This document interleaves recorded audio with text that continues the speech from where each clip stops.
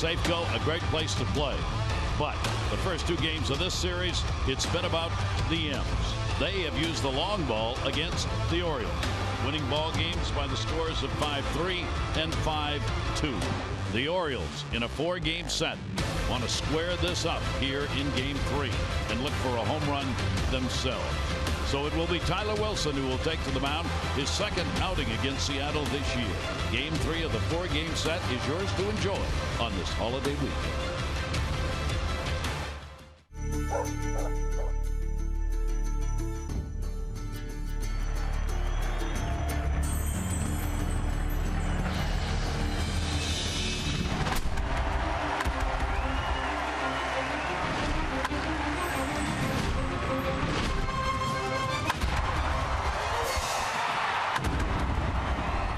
It's the Orioles on MASN, and we welcome you back to Seattle for Game 3 of this 4-game set as the Orioles look to get off the snide in this one and pick up a W. Hi, everybody. I'm Gary Thorne. Hope the 4th of July weekend is going well for you, and great to have you with us here on this Saturday night. For the Orioles, the long ball used against them indeed in this series. The Seattle team comes into the day tied for second in home runs. The Orioles still number 1. But it's not about the offense that Buck Showalter is thinking. Buck Showalter reiterated what he has said over and over again this season. These are the comments about pitching. We don't say que sera, sera. When a pitcher is on the top of the game and a hitter's on top of his, the pitcher will always win. You go to the playoffs, whoever pitches the best is the last team standing. It's not nearly as complicated as everyone makes it. And as all Oriole fans know, for the Orioles, starting pitching has been a problem. Now, Kevin Gausman repeatedly has pitched well enough to have won far more than one game.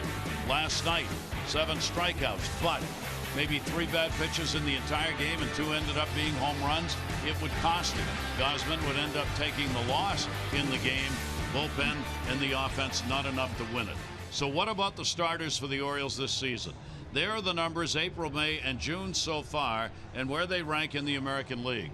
They were 12th in ERA in April. They were 8th in May. They are now 13th in June. And Jim Palmer, those are the kind of numbers have to get corrected if you're going to get to the postseason. Yeah, and I think we've talked about it. I think, unless you go out and get somebody, and then again, to do that, you have to have a pretty high-ranked minor league system. Orioles were, 27th out of 30 teams. Not that they don't have a couple of guys that maybe have some value, Gary, but I think you got to do it internally.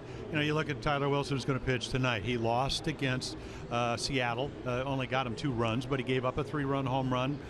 Fly ball here, home run in Baltimore. So, he's 3-1 on the road. So internally, he can pitch better. Gausman, hey, get him 5 runs. We wouldn't even been talking. We say, hey, what a great game he pitched last night. So, again, collectively, if you look in June, you saw the high ERA. But what the Orioles did, they almost scored 7 runs. That's got to get a little bit better. The Red Sox, they were scoring 6.5, and their ERA was 4. Then all of a sudden, the ERA goes up to 5, and they score under 5. And all of a sudden, you have a losing month. So the Orioles are going to try to keep from doing that. And part of it is, the one thing about Tyler Wilson, he's a smart kid. He usually throws a lot of strikes. He's walked 5 guys in 140 innings on the road. So hopefully he'll throw strikes tonight. And maybe he'll do what he did up in Boston, where he pitched a 3-hitter for 8 innings against a very good lineup. That's what the Orioles are hoping to get that big start tonight against Seattle. When we come back, we will talk to that Rule 5 player who has found himself a home and has really helped the Orioles. Joey Rickard joins us in a minute.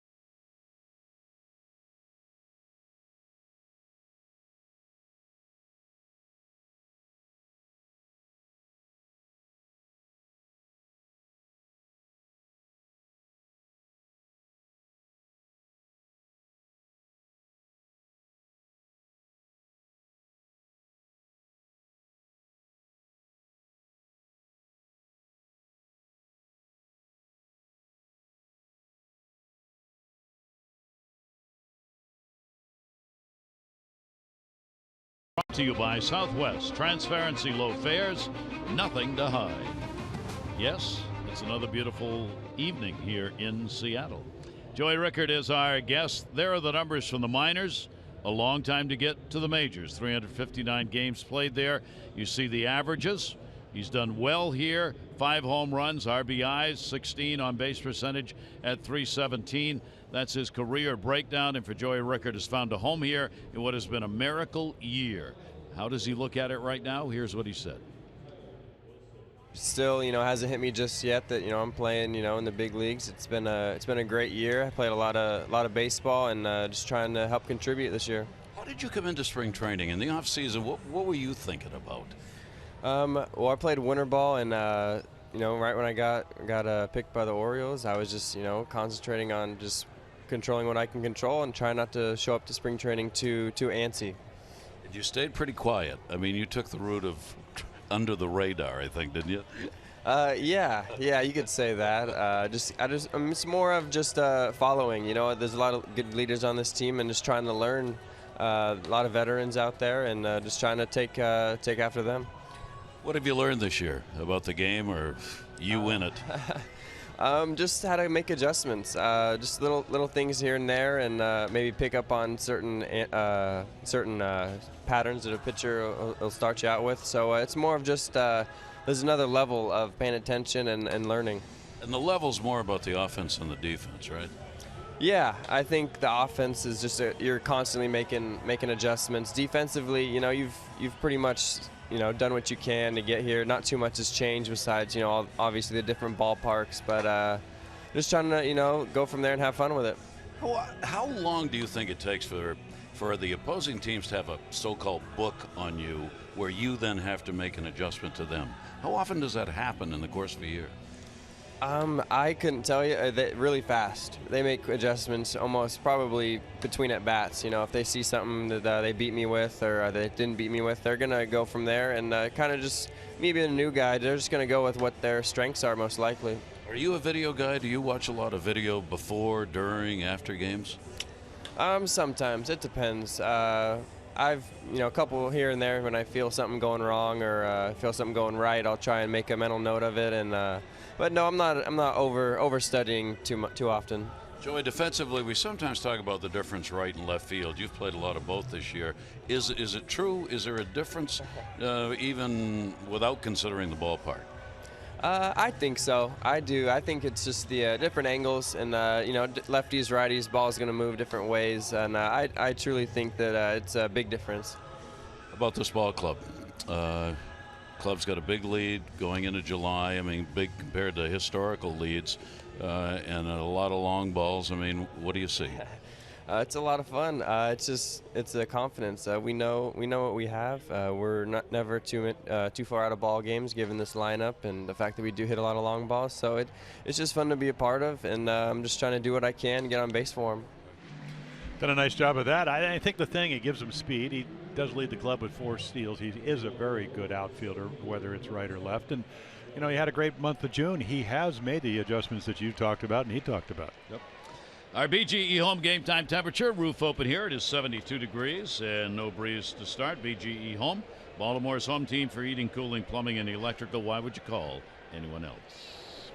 Take a look at the starting lineup, brought to you by Southwest. Transparency, low fares, nothing to hide. Jones, Scope, and Machado, Davis, Trumbo, and Wieters, Hardy, Reimold, the only change in the lineup, and Joey Rickard batting in the 9 spot. Chris Davis last 6, power bat, and good average. Now the left-hander, Paxton, starts it out with a strike. Yeah, his average fastball, and you can see he throws a lot of them, is a 95 to 97. He's got a knuckle curveball. He's got a little bit of a changeup, and again, he's actually pitched pretty well, especially here. So be a chopper that he'll play himself. Does the spinorama and makes the pitch to Lynn. Yeah, he's got a big arm, and for him, he's really not wild. I was wild when I walked 1 inning in A-ball, but again, he's a big guy. He's deceptive. He's striking out over 10 per 9 innings. So you can look. The numbers are high because I ran into Mike Blowers, who does TV for him, former Major League third baseman. And he said he'll go along throwing 95, 97. He'll probably hit 100 tonight, and then he'll get balls in the middle of the plate and get hit. Paxton's delivery, and that is in there for a strike. 27 years old, up and down majors, minors. Jonathan Schoop has picked up a couple of hits in the series, 2 for 7. Ground ball to first base late in the swing. Lynn will go to the bag himself, and there are 2 quick outs. Yeah, a little different look with Lynn at first, Smith, Martin, and Cruz. We've seen that the last 2 nights. Seager O'Malley comes in shortstop for Marte, Cano, Lynn, and then Mike Zunino because of the injury to Steve Clevenger, the broken knuckles on his right hand, a foul tip. Zunino comes back to the big leagues. Manny Machado had his hit streak ended at 10 games, had an 0 for 4 in the ball game last night. He's gone 2 for 8 in the series. Interesting, you got Paxton pitching, Zunino catching. This was a battery at the minor league level up until the call up by Paxton, and now here they are together in the majors. Pitch will be taken down low for a ball. Zunino back.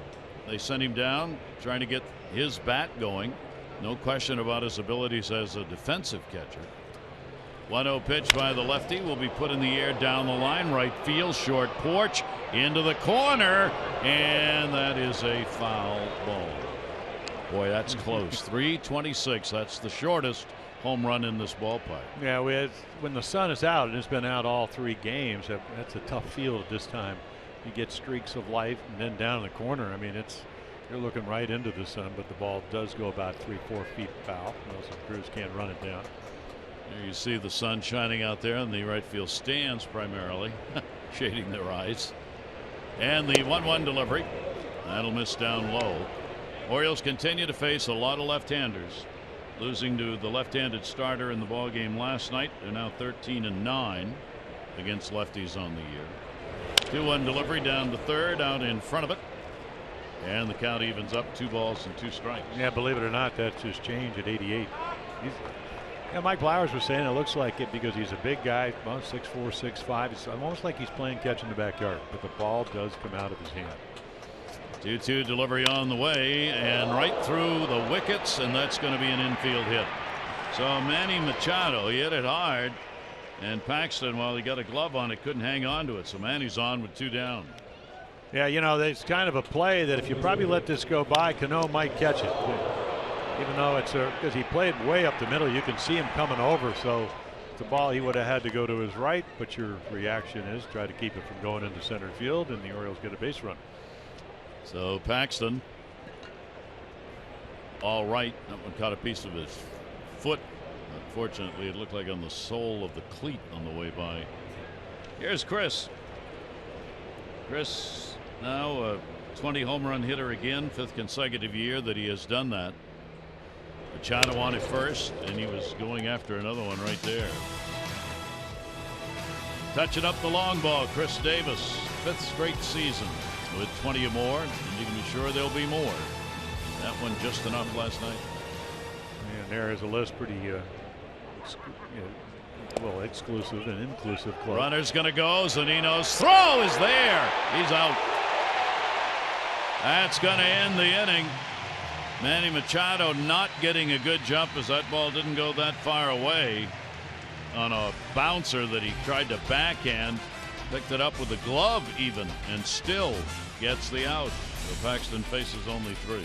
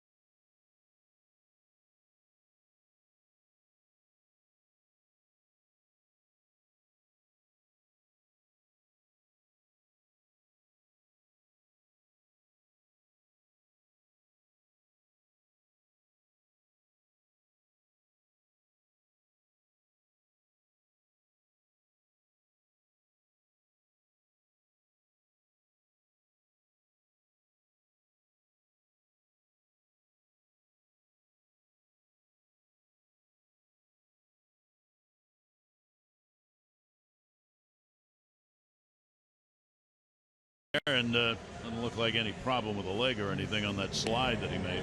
Let's take a look at the starting lineup for Seattle. Martin, Smith, and Cano, Cruz, Seager, and Lee, Lynn, Zunino, and O'Malley. Seth Smith's on a tear with a long ball in the last couple of games. Tyler Wilson, as we mentioned, much better on the road. Fastball, curveball, maybe takes a little bit off it, and then the changeup on occasion. So again, much better on the road. 4 and 5, 1 and 4 at home, 3 and 1 on the road. So, and again, fly ball pitcher. If you throw center field here, that will not hurt you. Camden Yards, that can be a problem. And this will be a second start against the Mariners. Martin will take the pitch, and it is in there for a strike. He's had a couple of hits, 9 at bats, 11 home runs on the year for the leadoff batter. Face Seattle on the 19th of May. It goes to short, a little soft liner, and Hardy's got it. Let's take a look at the Orioles defense here at Safeco Field. Ryan Mull gets to play tonight. Jones and Rickard, that's the outfield. Machado, Hardy, Scope, and Davis. Matt Wieters, third consecutive game behind the plate here in Seattle. Here is Seth Smith. What a series. He's got a 3-game hit streak. More importantly, though, for the series, 4 for 8. See the 2 home runs. He's had 3 RBIs, scored a couple. Average is up to 272. He had a 2 for 4 against Tyler Wilson in that game in Baltimore. Surrendered a season high 5 runs, 3 in the 6th inning in that ball game. Tyler did against Seattle. He gave up 5 runs, 6 hits over 6 innings, and took the loss in that ball game. Yeah, the 3-run home run by Adam Lynn, left center field. He only hit it about 348, but it got out, and that was a big difference in that game. Shift on against Smith. Jonathan Scope way out in right field. 1-0 pitch on the way. Takes it. For Smith, you see he's had a home run each of the first 2 of this series. He has never hit a home run in 3 consecutive games in his career. Yeah, the changeup off of Tillman on Thursday, down and in, and then a low fastball off of Gosman, solo shot. 2-runner on Thursday night. He'll take that the other way. Base hit. Shifters on. Nobody there. Right through the shortstop hole. So Smith continues hitting. He's on with a single with 1 down. Yeah, he just is getting good pitches to hit, and why not? Cano, Cruz coming right behind him, Seager. So that's a very advantageous place to hit in this lineup. And that'll bring up Robinson Cano. Cano at a 1 for 4 off Tyler in the game in Baltimore. The Orioles come in with a 4-game lead over the Red Sox. Toronto's already won their game, so at the moment Toronto's 5 behind. Yankees playing the West Coast tonight. Tampa Bay lost. They are toast. They are really struggling now. Only won 1 of their last 10 ball games. Red Sox are getting pulverized by the Angels, 20-2 in the 8th inning at Fenway. They're still playing. And a bouncer. Runner will stay. How about that one? There's a hop you'll take as a catcher. Yeah, some big scoreboards. I mean, right here, nice play right here, because you know that Smith, who doesn't run well, but he's thinking about going. And again, Matt Wieters, a little bit unconventional. Most guys would turn in front of it, but he just tries to backhand, and it pops right up in front of him. He would have gunned him out by about 15 feet. But how about Minnesota beat Texas today, 17-5? Runs galore in the American League. Yesterday was extra inning day. Today seems to be offense day. 1-0 pitch on the way, and a ground ball into right field for a base hit. Smith's going to make the turn. He'll get the third easily. Ricketts throw to the cutoff man. Nope, they let it go. Manny Machado fortunately there to stop it. Corners are covered here in the first inning.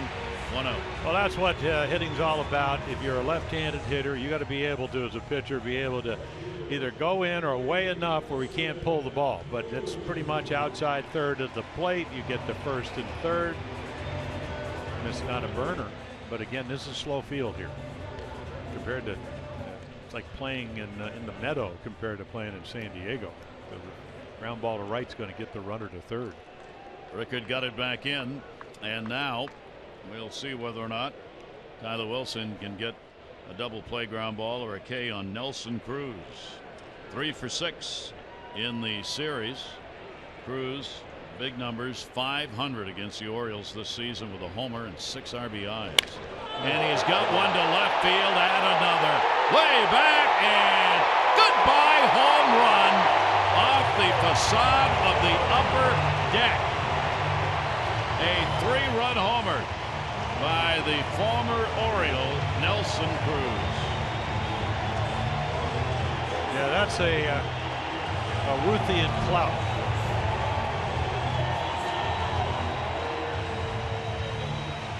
So yesterday was his birthday. Celebrated with a double to kind of turn the game around. And this ball just is smoked. I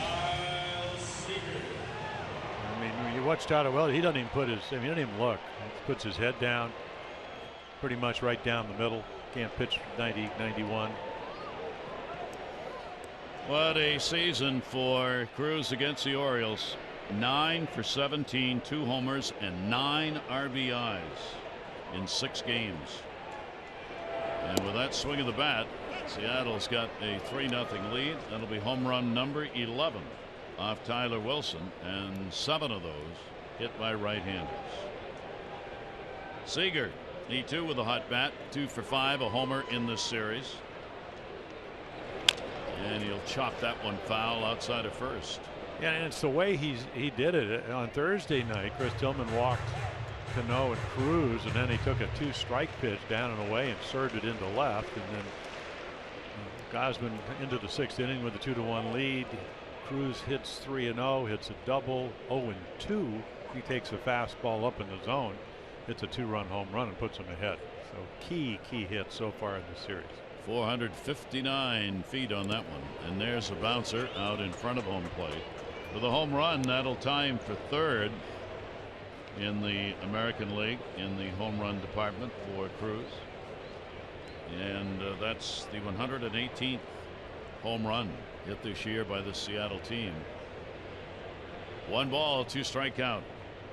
Seager, he'll put it down the line left field. Reimold is right there for the 2nd out here in the 1st inning.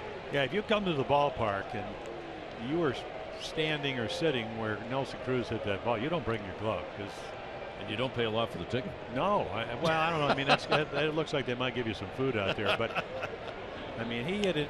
I thought he hit it into the mezzanine just under the Pepsi sign. I don't know if he hit the top or whatever, but you don't expect to get a souvenir, other than if you came out early and somehow got yourself on the field.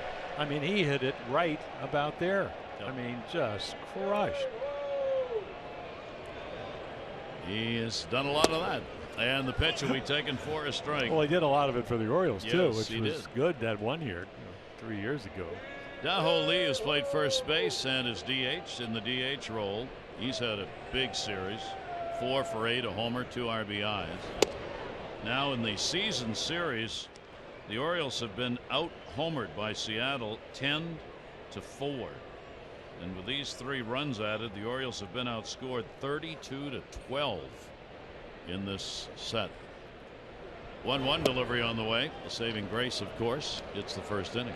Yeah. 2 ball, 1 strike count.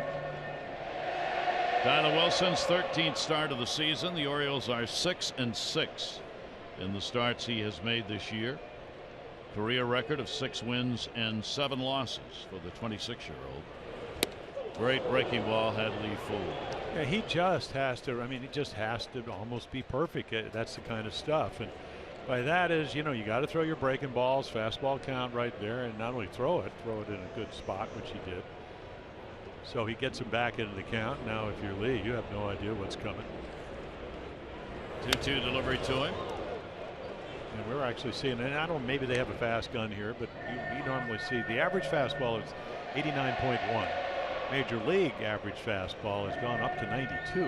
All those power arms, and probably about somewhere between 91.5 to 92 for the starting pitchers. So he's just a shade below that. 2 ball, 2 strike count. There are 2 down. Lee waiting on it, got jammed down to 3rd. Manny Machado will get a good hop. Makes the throw and will get him. But a big 1st inning, 3 runs on 3 hits, highlighted by Nelson Cruz's 21st. Good for 3.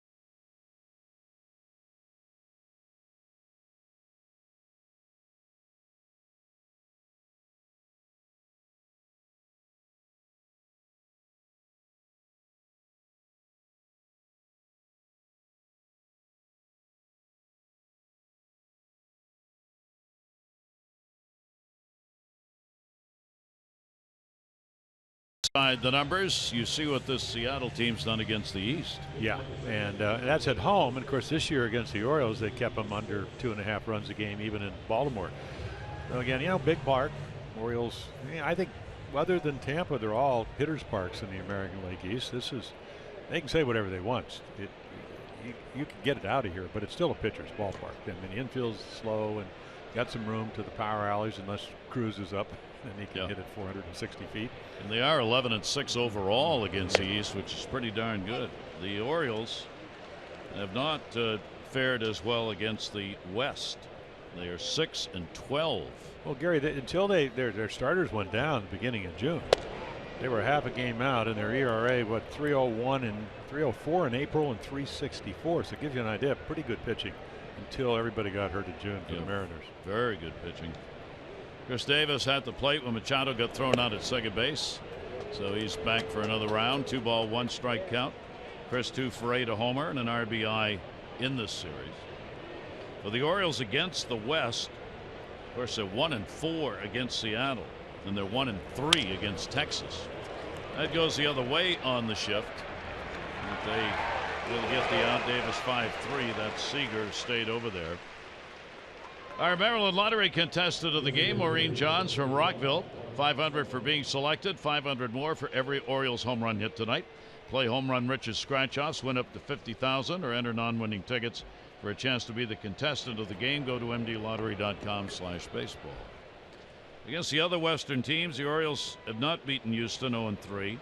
They've got a 2-1 edge on the Angels and a 2-1 edge on Oakland, but 6-12 overall against Western Division ball clubs.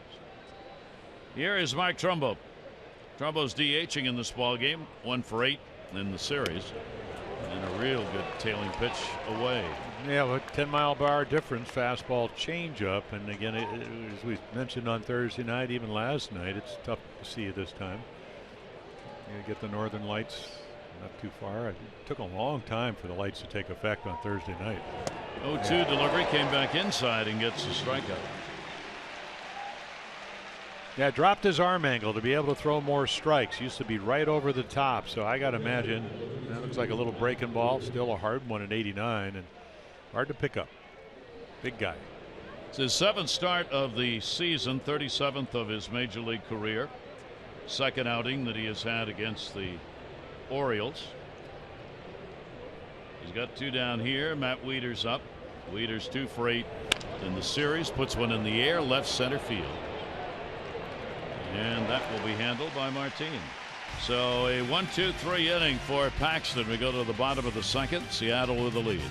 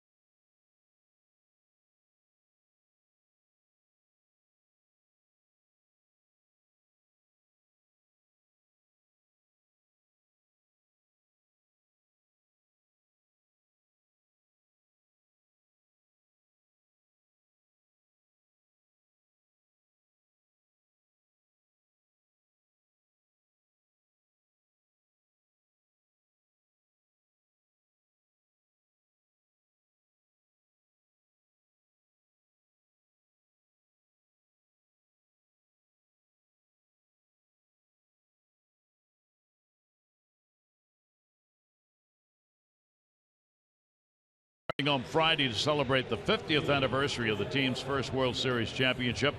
Back will be members of the 66 Club. Brooks Robinson, Jim's going to be there, Boog Powell. Special pregame ceremonies, and all fans get the '66 World Champion t-shirt. After the game, there'll be fireworks presented by Midstate Community Bank. That's coming up Friday. Orioles.com for tickets. Yeah, looking forward to it. I was watching a little bit of golf today, and Jim Nance looked at Sir Nick Faldo and said, "Yeah, you remember 1987 when you won the British Open?" And of course, Dick says, "I'm 59. It seems like a lifetime ago." Well, try 50 years ago. Pretty special time for the O's. Yeah. You know, first World Series. Upset over the Dodgers. Adam Lynn going after the first pitch. That goes to left field. In the corner at the wall. Nice running catch. He dropped it. It hit the wall. He had a glove there, but it got by and ricocheted into shallow left field, and it will be a double for Lynn. Yeah, not an easy catch by any means. I think the ball carried farther than Nolan Reimold thought, so it's slicing away. You talk to Joey Rickard, and they're right there. Now he's got to go sideways, and when he does, he just doesn't catch it. You know, he thinks it's going to be there, and it goes here, and again, it's probably a catchable ball, not an easy play by anything. And then again, if you don't get the perfect read on it, it's going to slice away. And that's exactly what it does. Can't quite get to it. One hopper off the wall. Lynn gets his first hit of the series. He's 1 for 9. Now Mike Zunino back, joining the Major League Ball Club. First at bat for him at the Major League level this year. Yeah, that's similar to the home run that Lynn hit off of Tyler Wilson in Baltimore. Right down the left field line. 3-run shot. Zunino up from AAA with Steve Clevenger having the broken hand the game before the Orioles got here. 1-0 delivery, strike in the inside corner. He certainly was putting the numbers up at AAA. 282, 15 home runs and 51 RBIs in 69 games. He was the Pacific Coast League Player of the Month for April. Now can he convert those offensive numbers into major league numbers? 1 ball, 1 strike count. Zunino is swing and a miss. He didn't make it on the club this year because his major league average is 193, and they just said we've got to have more out of your offense, so you're going to go down and go to AAA and see what you can do. Yeah, and, you know, last year, 132 strikeouts and 350 at bats, not acceptable. Batting average of 174. As you mentioned, good defensive catcher, but you need more than that. And they may get more than that. Way back, that's going to be gone. Goodbye home run. His first at bat since being recalled from AAA. Put a check mark in the box that says offense. Yeah, and you put another check box, unfortunately, in Tyler Wilson's pitch column of making a horrendous pitch. I mean, I don't have a choice but hit me curveball. Again, look at the glove. Look where the ball is. I mean, just stays up. Big, strong guy. 11 home runs last year, 22 the year before. So 2 home runs by Seattle. And what a return for Mike Zunino. And a 5-0 lead. Tyler Wilson giving up Cruz in the first. Zunino here in the second inning. Sean O'Malley getting his first start in this series. O'Malley playing at shortstop, switch hitter, batting in the number 9 spot. Bases cleared, still nobody out. 1-0 delivery, and that's going to go to left, and that's going to be a base hit. So O'Malley is on with a single, and Tyler Wilson struggling early in the ballgame. Well, Buck Showalter, Dave Wallace is going to come out. Oriole pitching coach always talks about you always, and not about Tyler, but whether it's Gausman or Jimenez, he knows he's not making the kind of pitches he needs to make. Certainly aware of it, and that's why that's why Worley coming off the disabled list is that important on Thursday, because he is a long man. Well, for Wilson, he started the year, he went 0-4, and his ERA was 6.7. 5 starts. The last 3 starts, 2-0, ERA of 3.79. But this one has reverted back to what had happened earlier on in the year, at least for the moment. Yeah, his last start, he pitched 5 innings in Baltimore against a Tampa Bay team that wasn't playing well but hitting well. ended up getting a win, but he did give up 5 runs and gave up a couple of home runs, but the Orioles ended up scoring 12 runs. I'm not sure they can do that in this ballpark. No. Throw over in the dirt. Good play. Pick it up by Davis. With O'Malley on at first, Martin at the plate. Martin lined out to short. His first time up. Seattle jumping out, and I mean jumping out to this early 5-0 lead. Runner not going, and the pitch will be taken up high for a ball. Yeah, not only the 3-run home run by Cruz and the 2-run shot by Zunino. Now O'Malley can run a little bit. 20 steals last year. You get the left-hander Martin. Now he can do what Cano did, which is look for a ball to hit into right field. You got to be quick to the plate. When you have speed on, changes the whole rhythm of the game. Delivery will be fouled off outside of first base by Martin. Well, you'd get guys on base, and you just know what a left-handed hitter wanted to do, and unless you can either pitch inside where they can't get to it or right on the outside corner, they are looking to hit ground balls into right field. Drive the ball to right. Stolen bases against Tyler Wilson this year, 5 out of 6. Machado's in at third, recognizing the speed of Martin. He's not bunting on it and will foul it back near the dugout, and that will allow Machado to back up on a 1-ball 2-strike count. Yeah, Tyler Wilson came in. He had thrown 710 fastballs, 68% for strikes, 308 curveballs, 63% for strikes, and only 146 changeups. So pretty much kind of a 2-pitch pitcher. Changeup only 56% in the strike zone. 1-ball 2-strike count. Runner not going, fakes the go, but stopped. And the pitch will be taken away. Count goes to 2-2. And it seems when he gets in trouble, it's because the ball is up. He has to be so fine with his pitches because he is not going to overpower anybody. And when the opposing team's willing to take and wait, he can be in trouble. 2-2 count. Long hold, runner goes, grounded down to first and foul. That'll bring O'Malley back to first base. Not a running ball club. 24 stolen bases, caught 19 times on the season for Seattle. Yeah, O'Malley doesn't get to play a lot. Scott Servais, I mean, he's got Marte can run. He's got 8 steals. Martin at the plate's got 9. So that's 17 right there. Orioles are last in stolen bases, and Seattle's next to last in the American League. 2-ball 2-strike count. And had him leaning the other way, and the ball will just dribble off the glove. And it looked like he was going. Yep. Well, it's just one of the things you can do, and Scott Servais knows that the Orioles are a pretty explosive club. So if you can push the envelope and you have speed with O'Malley. 2 balls 2 strikes. See if he takes off here. Nobody out. There he goes. And another one. Going to be fouled off, so he'll come back again. Getting his practice in, heading to second base. And you can see a nice little quick cross step. And he's always been able to. I mean, as he worked his way up, and of course, he started way back with Tampa Bay, and then he was with the Angels. So he's always stolen bases, so he's a speedster. 2 balls 2 strikes. Martin waiting on it. Runner not going. Foul back. Looking down there at Casey Candell. Remember Casey when he played in Montreal, the first base coach for this team was giving the times to his base runner.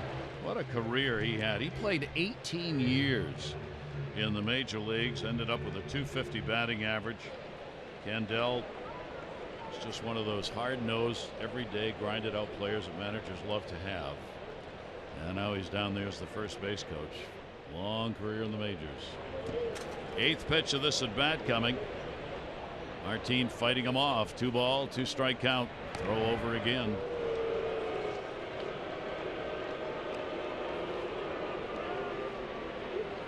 All of this adding on to what is already a higher pitch count than what Tyler Wilson would like it to be here in the second inning. 2-2. Defense straight up, looking for the ground ball with nobody out. Runner goes up high.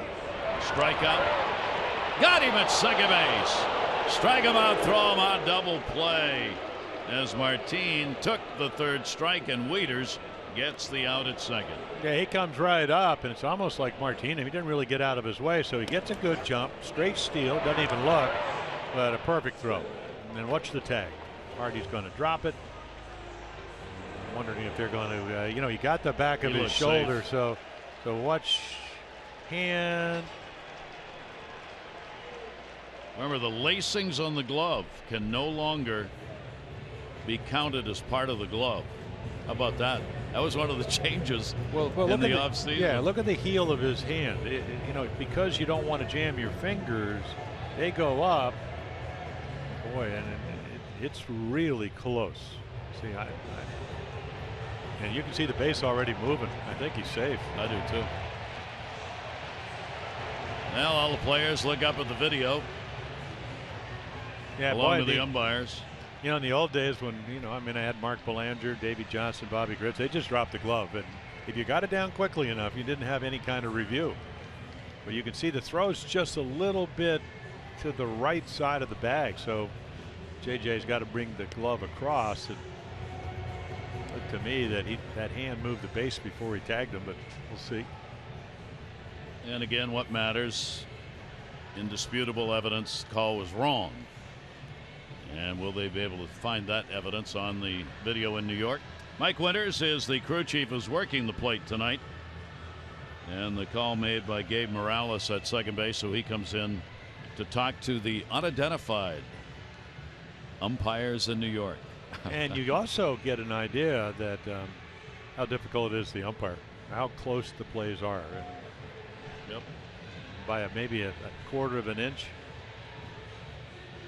Got service waiting. Now, I got a tweet the other day that the Met announcers say they know, and I don't know if that's true, they know who the umpires are.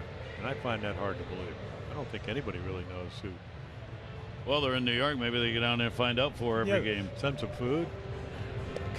Doesn't Keith Hernandez knock on the door, say Keith who's Hernandez working? have the hamburger place? Send some burgers over, and you can the names certainly aren't made public. No, that's what I see the bases moved, and then the glove hits his body. So if they're looking at that, it might be enough to change it. Mike Winters on the left has a bit of a sardonic smile on his face, the veteran umpire in these long reviews. Well, you could tell, it's funny. I mean, it really safe. Yeah, hand did get in there, base moved. So that'll keep the inning alive. Martin was out on the strikeout. That'll be a stolen base. And the call overturned on the manager's challenge. So Scott Service and his video people had that one right. And it obviously matters. The inning goes on, number one. Secondly, you got a runner in scoring position. Yeah, and they're one of their hottest hitters. Now you've kind of changed your defense a little bit. More conventional as Machado is already where you usually play up the middle. So Seth Smith, the base hit, a run scored on the Cruz home run. One down, runner on at second. And O'Malley, as you've seen, with some good speed. Tyler Wilson's delivery to him down to first. Oh, what a stop by Davis. He'll go to the bag and get the out, and that saves a run. Yeah, it probably saves a couple, Gary, because if it gets by him, obviously the run's going to score. It's going to be 6-0. Then you're going to have a runner at second. And the ball comes up. That makes the play even more difficult. Hit hard. And you can see Seth Smith. I mean, right there, the ball goes up, and so does the glove. Having a Gold Glove year at first base. No doubt about it. Ball was hit hard. Great reaction. And right into the pocket of the glove. So a runner at third base, but there are two away. And that will bring up Robinson Cano. Cano had a base hit. He scored his first time up, upping the average to 304. And Cano this year 267 with runners in scoring position. And he's got one there in Sean O'Malley. Cano with a base hit has become the 5th Mariner in their history to have 100 hits, at least 50 runs, and at least 50 runs driven in prior to the All-Star break. Getting that base hit that puts him in the category with Griffey, Martinez, A-Rod, and Brett Boone in their history. 1-0 pitch on the way. He had no intention of swinging, and it's inside. 2-0. And just imagine the protection he has because Nelson, Cruz, and Seager hitting behind him. They got a nice little lineup. And the other thing is they do hit the ball where it's pitched. They can hit home runs, but they could, and especially Robinson, he can spray it all over the ballpark. Big lead for O'Malley at third. The Orioles have Machado backing over a bit towards short. Coming into the ballgame, the Mariners ranked 7th in average, 6th in runs, tied for 2nd in home runs. 2-0 pitch on the way, and that ball down to first. Again, it's Davis, and he goes to the bag and gets the out. So Chris Davis, 2 outstanding plays to end this inning. But there'll be a couple of more runs scored. It comes on 3 hits, 2-run homer, Zunino. Mariners up.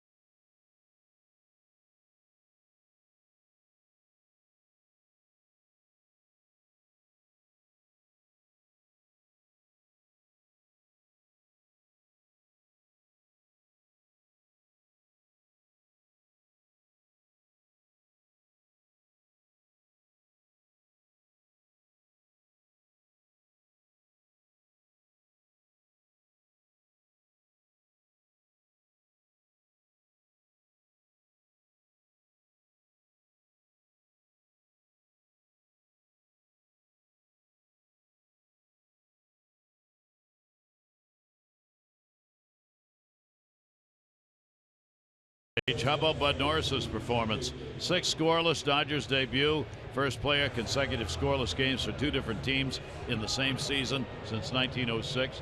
Johnny Cueto won 12 of his first 13.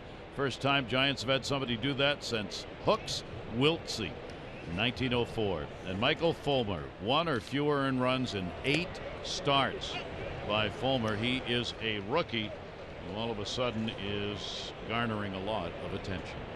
Yeah, Max Scherzer, he leaves and goes to the Nats. Nice to have young guys, and he's got good stuff. Great slider. And now, how about James Paxton? He's going, hey, I'm just going to get him out again. Maybe he'll get me some more. Yep. Good formula. That pitch will be taken for a strike. Hardy. For Fulmer, that record that he has, that not more than 1 run in 8 starts, you got to go back to Christy Matheson of the 1901 Giants. That's the longest streak in Major League history, and Matheson held it, and now Fulmer has tied it. Paxton working with a 5-0 lead. J.J. Hardy trying to get out of an 0 for 13. Puts the air to right center field. It'll stay up though, and Cruz is there to get it. Reimold and Rickard to follow here in the Orioles half of the 3rd inning. Well, the Orioles need, obviously, we know they hit home runs. They hit 56 in the month of June, set the all-time record. They just need some, probably put 2-3 hits together. At least get Paxton thinking out there. Right now, he's just kind of cruising along, throwing strikes because he's got outstanding stuff. Nolan Reimold getting the start in left field. Reimold coming into July rather, with just a June you'd like to forget. He hit .211. No home runs. Nolan in and out of the lineup, left and right. Still on the year at 271. Look out, late swing into the seats. Well, take a look there. This is the ERA going up, and it has, because he's worked on his command issues. But here at Safeco, totally different pitcher. ERA at about 275 lifetime. Great place to pitch. You know, Gary, I looked at all his minor league numbers. I did walk one an inning in A ball. He walks like one every 2 innings. That ball will be into foul territory. Which is not where you want to be, but it's certainly not wild. I mean, it's not like Steve Dalkowski or some of those kind of people, but I just think that the ceiling for him, because of the power arm, you just don't see too many guys that can throw easily 95 to 100. And that one again is going to be foul back. According to the charts kept by those who keep the Trumbo numbers, which, as you know, Trumbos are the peripheral stats. Paxton's at 97.2 on the year, and only Noah Syndergaard's got a higher fastball average at 98. 3 ball, 2 strike out.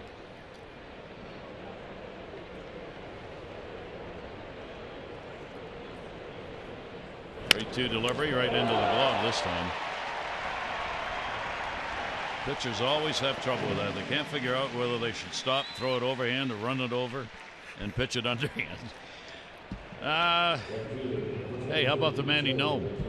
Your opportunity to get it will be on Saturday, July 9, and it'll be a ball game coming up against the Angels with that 4:05 start time.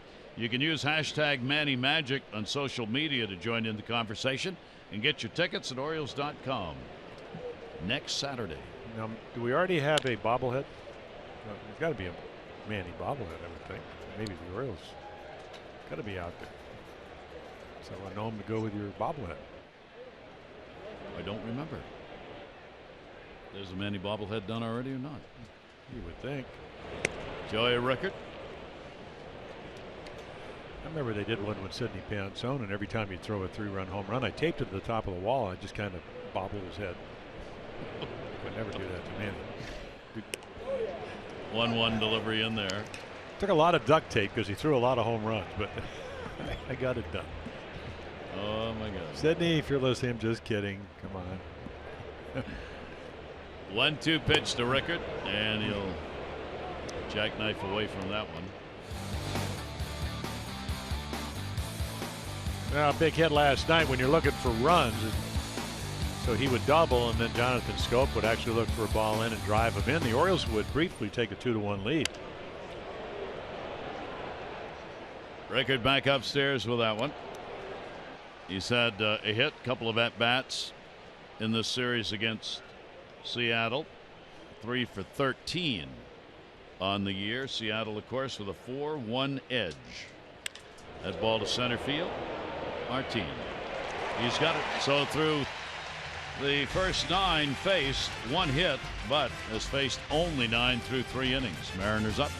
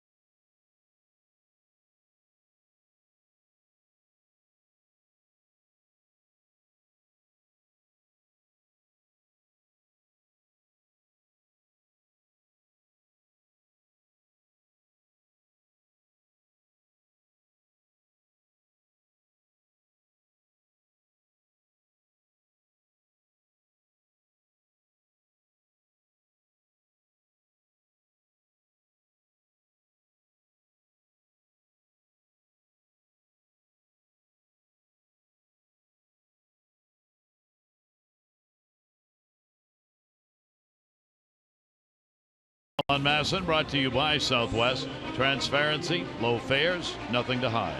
And by Navy Federal. Proudly serving the armed forces and their families for over 80 years. Federally insured by NCUA. 4th of July weekend. Hope you're having a good one. Haven't burned yourself too many times on the grill. Lost too many hamburgers on the floor. Rolled hot dogs across the table. All the things you get to do on the 4th of July weekend. Here's Cruz.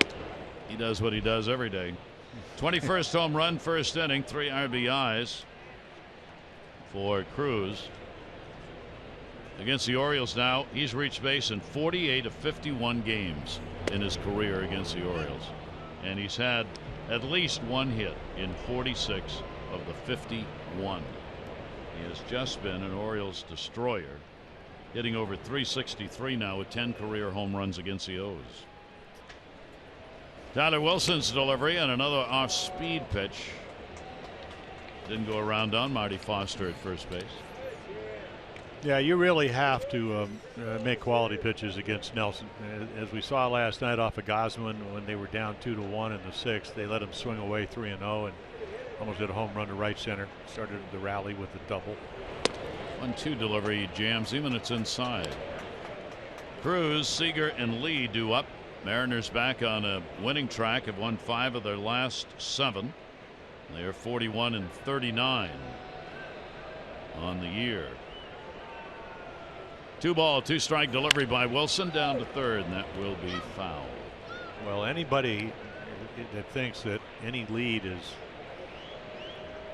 that substantial that other teams can't come back, all you got to do is look at what Texas did last year against Houston. Houston was talking about it when we were down after Texas got the big lead. Again, they get beat by 12 today. The Mariners, they're a better team than they were last year because they have more speed. 2-2 delivery by Wilson to him. That's right there. He got it. Tyler Wilson gets his second strikeout to start the 3rd inning. And if you're Tyler, all you can do is, hey, get some outs.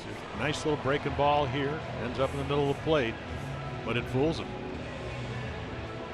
Fastball, he hit 457 feet, didn't. And he's thinking about how, just one at a time. It's all you can do. It's what he intentionally, or at least initially set out to do. It just didn't work out the first couple of innings. Here's Kyle Seager.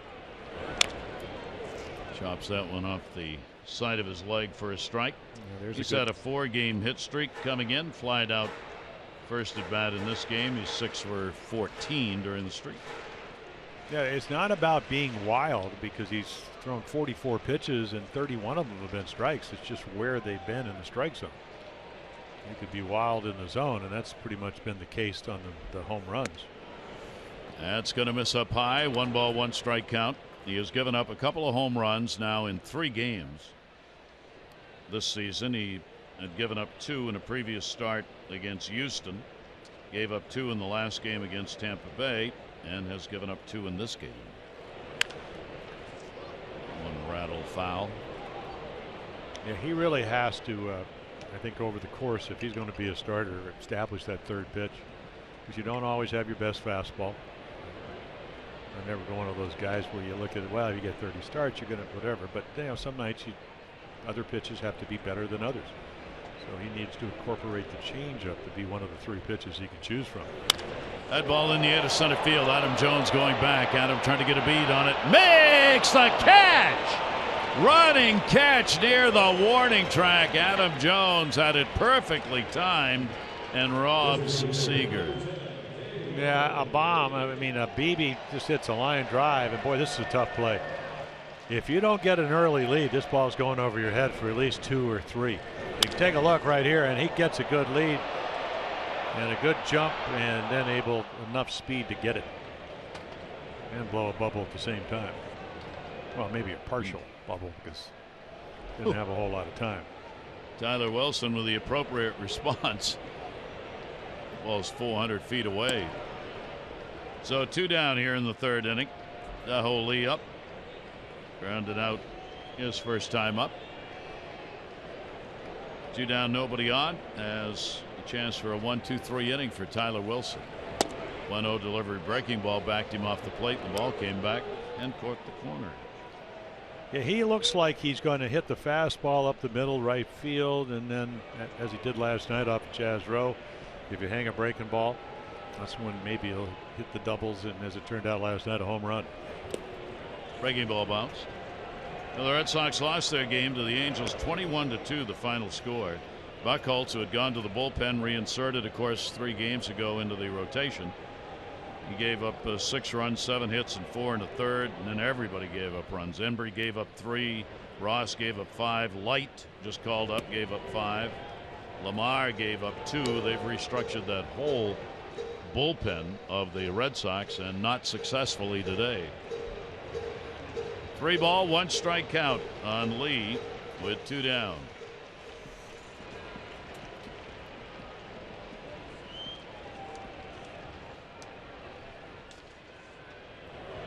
And missed. Kept inside on him, but will surrender the walk, the first one of the ball game. Hey, Night Owls, you want a late night text alert when the Orioles are out west? Well, text LATE, L-A-T-E, to 29292 for in-game alerts you can't miss. That's LATE to 29292. Standard message and data rates may apply.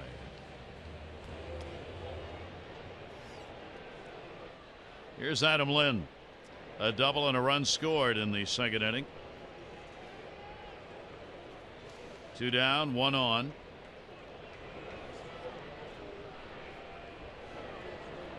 Lind 1 for 9 in this series. 286 lifetime hitter, though, against the Orioles. A lot of at-bats with Toronto against the O's. Yeah, double tonight, and that home run, a 3-run home run in Baltimore, really turned that game around. Sliced it into the corner in Camden Yards. 1-0 delivery. That's going to go to right field. That's going to fall in for a base hit in front of record. Stopping at second base is Lee. Yeah, without a changeup, and he just doesn't have a way to slow the bat down when he gets into fastball counts. And, you know, Lind knows that. He knows you're not going to throw it by him at 90, 89, 90, 91, and so he's looking fastball, and boy, did he get it. I've been out there where when a guy gets on your fastball like that, you're just happy with 2 outs to give him a single. Try to get the next guy out, and he got 2 strikes on Zunino and hung a curveball, and that's how he got the home run. Zunino in his first at bat at the major league level with a call up. Getting the home run, good for 2 RBIs, and he will take the pitch inside. Now there are 2 on. There are 2 down. Tyler Wilson trying to find his way out of this one right now. That's 7 hits. 5 runs, 7 hits for Seattle. No runs, 1 hit for the Orioles. That ball way up in the air, shallow right center. And that will be hauled in by Rickert, and that'll do it. No runs, 1 hit, no errors, 2 left. Could have been an inning where they scored, but Adam Jones with a great catch on Seager for the second out of the inning.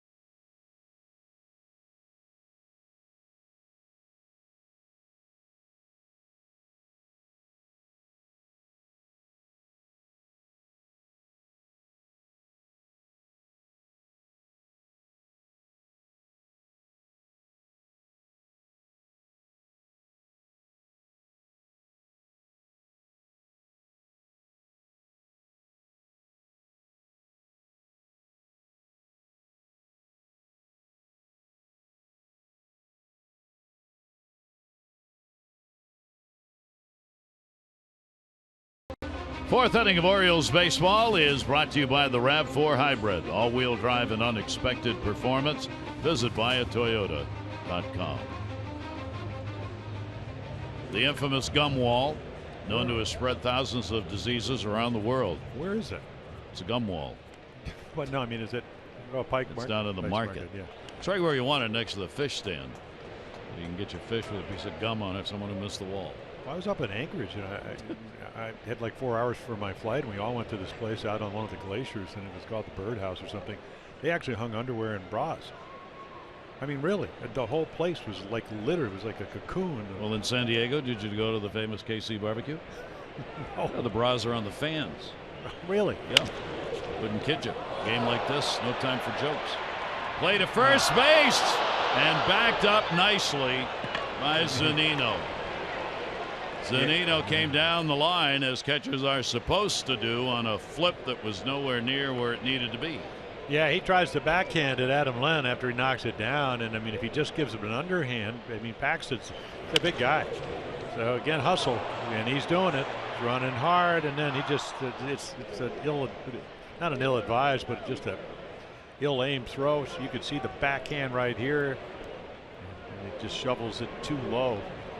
You're on the dead run if you're Paxton. Of course, if you hustle over there, maybe you have a better chance to catch it, but you're moving, and this is what the Orioles need. Base hit. So Adam Jones gets the Orioles' second hit. Manny Machado had a single. Now Jonathan Scope grounded out his first time up. Zunino with a nice backhand on it. So the Orioles trying to get going here. We're in the fourth inning. 5-7-0 Seattle. 0-2-0 now for the Orioles. And Jonathan Scope, the 0 for 1 in this one. Had a couple of hits in the ball game last night. Puts that one right field. Cruz does just that. Runner tags. Good job. Forced the throw. Scope's retired.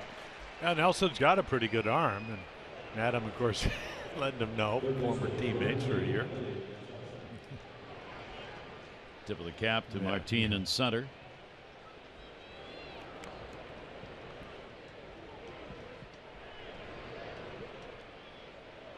Manny Machado, base hit. His first time up. Runner on at first, one down. Manny now 3 for 9 in the series. And will take the pitch away for a ball. Manny up there among the top 5 averages on fastballs in all of Major League Baseball. Manny 380 off fastballs coming into the ball game. Daniel Murphy's the leader at 429. Top 5 are Murphy, David Ortiz, Xander Bogaerts, Eric Hosmer, and Manny. Yeah, Manny can probably spray that ball and fastball about as well as anybody. You can see also wearing out lefties. You know, last night he was mesmerized. I mean, really, they pulled a string on him all night. Had trouble with the change. Not the first guy. So again, you're just hoping.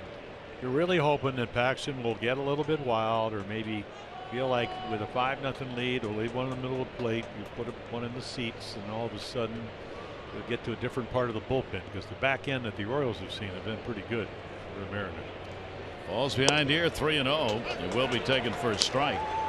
Paxton in the 6 starts made, 11 walks in 34 innings to go along with the 41 strikeouts. He's had no walks and 1 strikeout so far in this ball game. 3-1 delivery on the way. Machado check swing strike in the inside corner. Yeah, the one thing you mentioned about Zunino, even though he only hit 174, he is a good receiver, because this guy's throwing 95, 96, 97, and he's able to softly bring balls back into the zone and present them to Mike Winters behind the plate. 3-2 delivery, runner not going. That's going to be a base hit into center field. Martin up. So the Orioles get it going here in the 4th inning. Orioles have 2 on, 1 down. As Manny took it right straight up the middle, and that's what the Orioles need, are base runners. They get them here. And, you know, Chris Davis comes to the plate. You think a 3-run home run, but a looper. I mean, a broken bat, a Seager hit that we saw on Thursday night. This is the opposite field. Just want to keep it going. You got a guy with 23 home runs on deck, and that's how you build big innings. 2 on, 1 out. Shift will be on. They'll play at a double play depth. And in fact, keep O'Malley, the shortstop, on the shortstop side of the bag, which we don't see very often. Pitch on the way, and that'll be on the inside corner for a strike to Chris.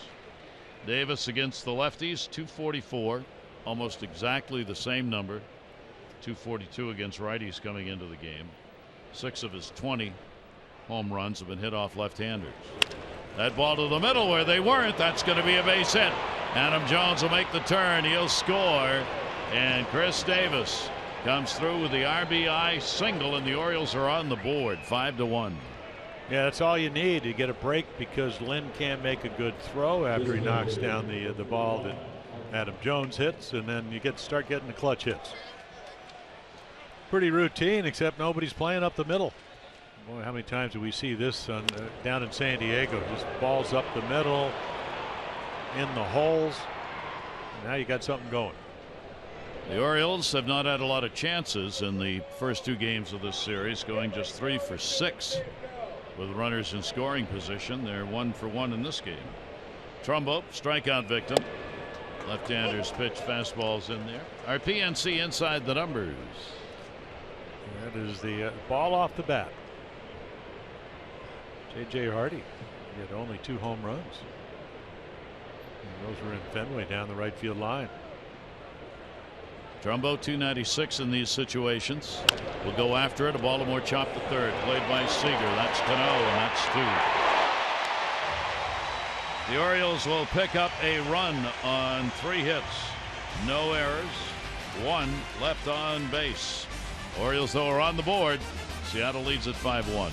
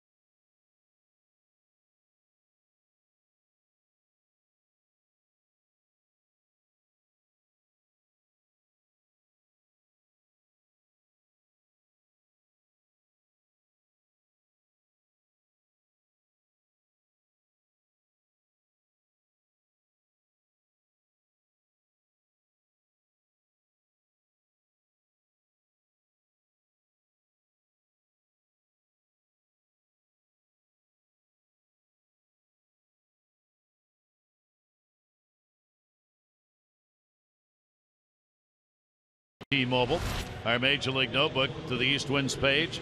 The Rays, Tigers beat them 3-2. Tampa Bay's now lost 15 of their last 17. Ow. Red Sox 21-2 losers to the Angels, the most runs allowed since June of 2000 against the Yankees. And all the division leaders coming into July since divisional play started, has never been a season where every division leader led by 5 or more games. That was the case coming into July games. Every division leader with that big a lead or more. And the pitch is in there for a strike. Sean O'Malley. Yeah, the Red Sox were what, 9th in ERA in the American League. I bet they will move to probably 13th. Give it up with 10 runs. What a day. Yeah. 0-2 count. O'Malley picked up a base hit. He was left stranded. Tyler Wilson a walk and 2 strikeouts so far. O'Malley out of Richmond, Washington. Player who's moved around center, left, right, and third base, and now short. Did he go check at third? And the answer is no. A lot of players historically on this Seattle ball club have been from Washington. 34 of them were either born or raised in the state. Ground ball. That'll be a comebacker. Took him down, hit him in the batter's box, and hurt. Yeah, a little breaking ball that he hit straight down on the foot, right on the top of the instep. It's a J.J. Hardy foul ball. Hopefully he doesn't have the same result. J.J. missing 7 weeks, but straight down.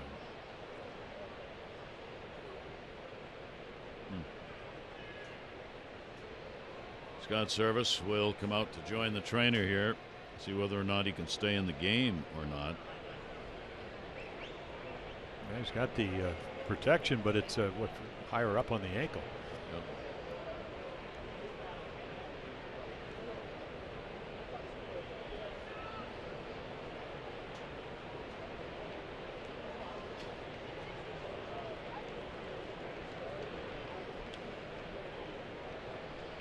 Able to put weight on it, good sign. And he'll stay in the ball game.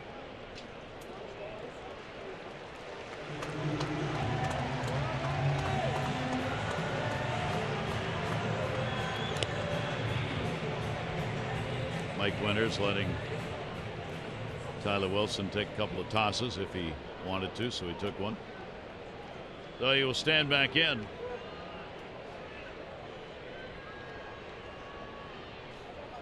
One ball, 2 strike count. And he gets a base hit. And has a little bit of a giddy up in his step going to first base, but he's got it. Well, that'll make his foot feel better. And he's going, yeah. And today it just gets another good pitch to hit. It just stays up enough. I mean, it's belt high. That's not where he wanted to throw the breaking ball. And again, what's your approach? Are you trying to hit home run? Because if you are, it'll probably be a fly ball. If you're a line drive hitter, that's what he produces. Hit number 8 for Seattle. Leadoff single. Martin has lined out and struck out. Manny Machado, as he has throughout this series, on Martin's at bats, in on the grass at third. And the pitch will be away. Short bench for Scott Service. He's got a backup catcher, and after that only 2 other position players. So mention that in light of that foul ball off the foot of O'Malley. They've gone the extra pitcher route. 1-0. Yeah, he's already stolen a base.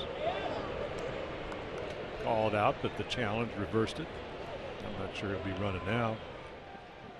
That's the major league career. Minor leagues last year, 20 out of 27.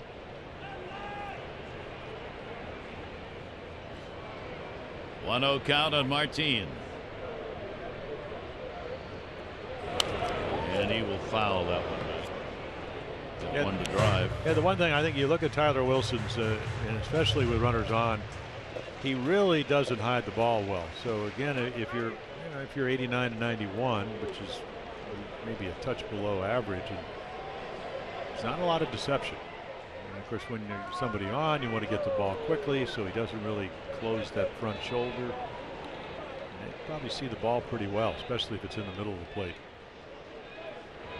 And again, sore foot or not, throw being made over.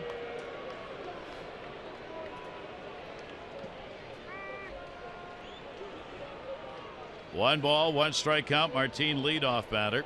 5-1. Seattle with a lead. Seattle trying to get the run back the Orioles got in that last half inning. Martin will take the off-speed delivery, slips, and ends up way up high in a way. Yeah, that's one of the few changeups he has thrown or attempted to throw tonight. Third game of the 4-game set. We'll wrap it up tomorrow. Day game. Ubaldo Jimenez. Masashi Iwakuma. His last start against the Orioles last year was a no-hitter. 2-1 delivery on the way, and fooled him on that one and had him over the top of it. Yeah, well, that's the changeup I'm talking about, and you got to have it if you're not overpowering. If the breaking ball's not working, he sells it really well. Good arm speed, great location. 2 ball, 2 strike count. Their hitters have to know that you have that in your repertoire. Nobody out here. Runner not going. And that pitch is going to miss. So the count goes full. 3 balls and 2 strikes on Martin with Seth Smith waiting on deck. Everybody will be off to the races here. And it's an easier count to steal a base on because Matt Wieters comes up in front of the umpires. It's ball 4. Got to throw a strike. 3-2. Runner goes, and it's ball 4. Not close. So the first 2 are on here in the 4th inning. That's the second walk surrendered. On Sunday, July 10, don't miss the big celebration. Fans, the afternoon 1:35 game against the Angels are going to get the Adam Jones Jumbo baseball card. It's presented by Topps. After the game, the kids 14 and under get to run the bases as they do every Sunday home game. So that's coming up July 10. Get your tickets at Orioles.com or 888-848-BIRD. Worley up, second time. Tyler Wilson taking a look back. 2 on. And here is Seth Smith. Picked up a base hit, robbed of another hit in his last at bat by Chris Davis down at first base. And the pitch will be taken up. A lot of chances in this series for Seattle compared to the Orioles. They came in 3 for 16 in the first 2 games with runners in scoring position. They've used the home run again, Cruz and Zunino. Cruz a 3-run homer, Zunino a 2-run homer. They have accounted for their runs in this series with the long ball. Even when they went 1 for 10, Smith's 2-run home run on Thursday night was a big difference in that game. Separated 1-0 when he hit it. And a 2-0 count. Well, it's one of those nights where obviously Tyler Wilson just has not been on his game, and you got to be careful. When you get down early, you think every pitch has got to be perfect, and if you don't have the ability on any given night to do that, it makes for sometimes a short night, but not a successful one. 2-0, holding the runner close at second base. Long hold. Note there's the timeout. Had to take a timeout there. Seth Smith did. He was frozen in the batter's box. See how close J.J. Hardy is behind the runner at second base, O'Malley. Well, he's had 3 straight nights against the Orioles where Seth Smith's got his pitches to hit. And as you mentioned, even the one that he was a hanging curveball that he ripped that Davis caught down the right field line was a good pitch to hit. This will be the 70th pitch of the ball game. Tyler Wilson. 2-0 delivery to him, and that's in the dirt. Wieters stops it, holds the runner. Yeah, normally he's the most efficient Oriole pitcher when it comes to pitches per inning. Came in at a little over 15 an inning. Here's a changeup. Just hasn't pitched enough. Doesn't have the experience level to have established that at this level. It hasn't been a priority because he's been able to get hitters out on occasion with his other pitches. So Smith with a 3-0 count. 2 on. 286 for him in these situations, about what his overall average is. Oh my Lord. Way back. Goodbye. Home run. Seth Smith for the first time in his career has homered in 3 consecutive games. And that one's good for 3 more, his 9th of the year.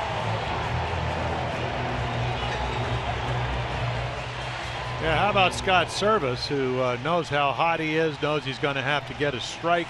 Otherwise, turns out Tyler Wilson's going to leave the game. He's going to leave it anyway. So he's got to throw something over, and boy, he's waiting. And that was another clout. Take a look right here. It's all about getting good pitches ahead. And again, Tyler doesn't even look because this ball has gone off the bat head. So a very tough outing for Tyler Wilson and an 8-1 lead. 3 homers in the game for Seattle.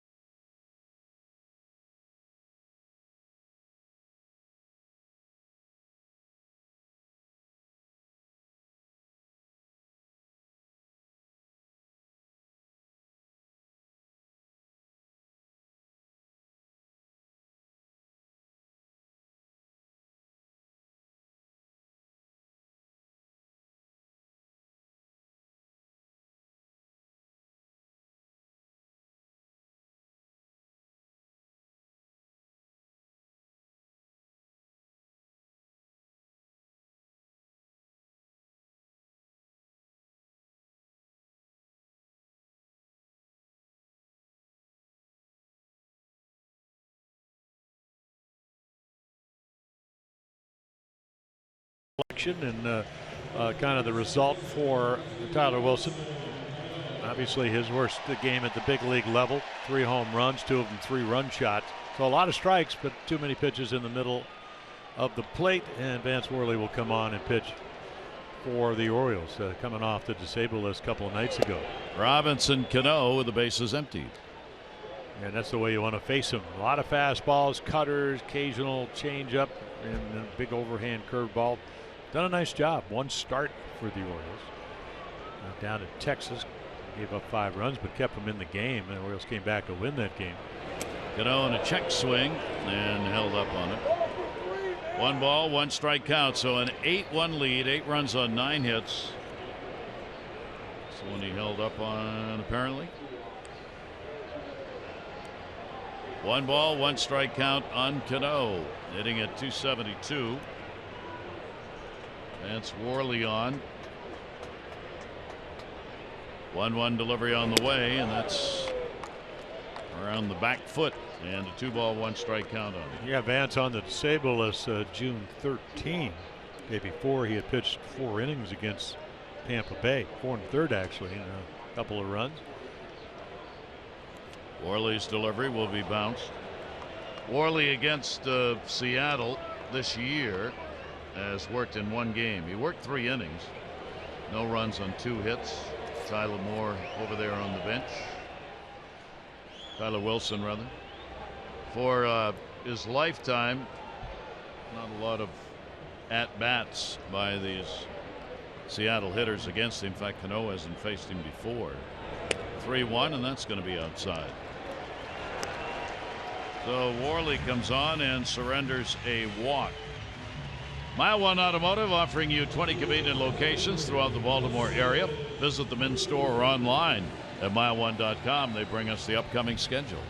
Yeah, the Mariners tomorrow. Baldo coming off 2 pretty good starts against a guy that hit the Orioles last year. So he's due to give up a hit or 2. And then the Dodgers actually playing pretty well, especially at home. They're like 24-15, ERA .279, one of the best in the National League on their home field. Cruz, a chopper. Hardy had to wait on it. There's one relay. Scope, not in time. Close. Yeah, got to backpedal to get the easier hop if you're J.J. Hardy, and they still almost make it close because of Scope's strong arm. Cruz doesn't care what the score is. 8-1. He's running hard. Buck's waiting here to see if he wants to challenge the call at first base. He doesn't. Easy ball not to run out, especially when you look at the scoreboard. But that's what you kind of liked about Nelson Cruz. He was not only leader with the bat, leading the American League in home runs when he was with the Orioles, but good team player. Plays the game the way you want him to play. Kyle Seager, 400-foot out his last time up. Adam Jones made an outstanding catch on him in center field. He has flied out twice. 4-game hit streak for Seager. His team, Seattle, had been averaging more runs on the road than at home. That one in the air to left field. Raimo back, got turned around. It'll take a bounce off the wall. Raimo will come get it. Cruz will be held at third by Manny Acta. And a double for Seager. Yeah, another ball that he doesn't get a great read on, hit hard. So again, if you don't read it right, he goes to his left and then to his right. And right now he knows he's not going to catch it. Toughest ball is the ball that's hit kind of at you, and then the right to left spin takes it the other way. So the onslaught continues with the bats of Seattle. That's their 10th hit of the game. They are 3 for 6 with runners in scoring position. There are 2 there now. Tahoe Lee has walked and grounded out, and will take the pitch on the inside corner for a strike. Lee, ooh, you don't want to do that. He didn't like that call, so he stood with an open stance with 1 foot outside the chalk line. The next pitch is going to be a strike. 0-1 count. One down. Infield is in on the right side halfway. Schoop and Davis. That'll be in the dirt. Matt Wieters able to block it. Wieters has had a workout through the first 4 innings of this ball game.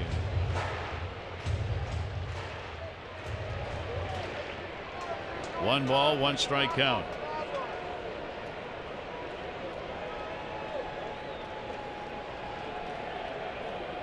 Runners off, second and third. Lee will take that one inside. And the count will go to 2-1. I was going to say, coming into this ball game, Seattle averaging 4.5 runs at home and 5.1 on the road. Here in this series, they're going to pump that number up at home. Stepped away, puts it towards the seats, and foul. Well, they only play 3 games in Baltimore, but they average 6.63 runs a game there. The amazing thing at home, I mean, their team ERA is 3.79, Gary, and they're scoring, what, 4.5 runs, and on the road over 5, yet they're 20-20. I mean, they're not very good in 1-run games, 12-15, and then 2-run games, 5-6. And a little roller that will go foul. Usually when you score more runs than you give up at home, or anywhere, you have a winning record. Orioles have not beaten them here in 4 consecutive games. Seattle's 4-0 against the Orioles last 4 games played here at Safeco. Their starters in those games a 1.65 ERA. That one goes to third. Runner will stay. Manny Machado. That was a swing he had to pull his hands in on. Didn't get a lot of it. So a big out there by Worley. All right, PNC minor league report. PNC for the achiever in you. Well, they like his bat speed. Unfortunately, he plays first base. Long-term deal by Chris Davis. So you can see a lot of home runs. AA, AAA this year. The walk-off home run last night, 2-1. Again, you always want to have guys that are swinging the bat well, and you want to have, we saw the last couple of nights, a lot of the catchers in the organization, a couple of left-handers making all-star teams. That'll go to Jonathan Schoop, and Adam Lind is retired, so Worley comes on. 8 batters come to the plate. Big blow, the 3-run homer by Smith. 8-1 Seattle.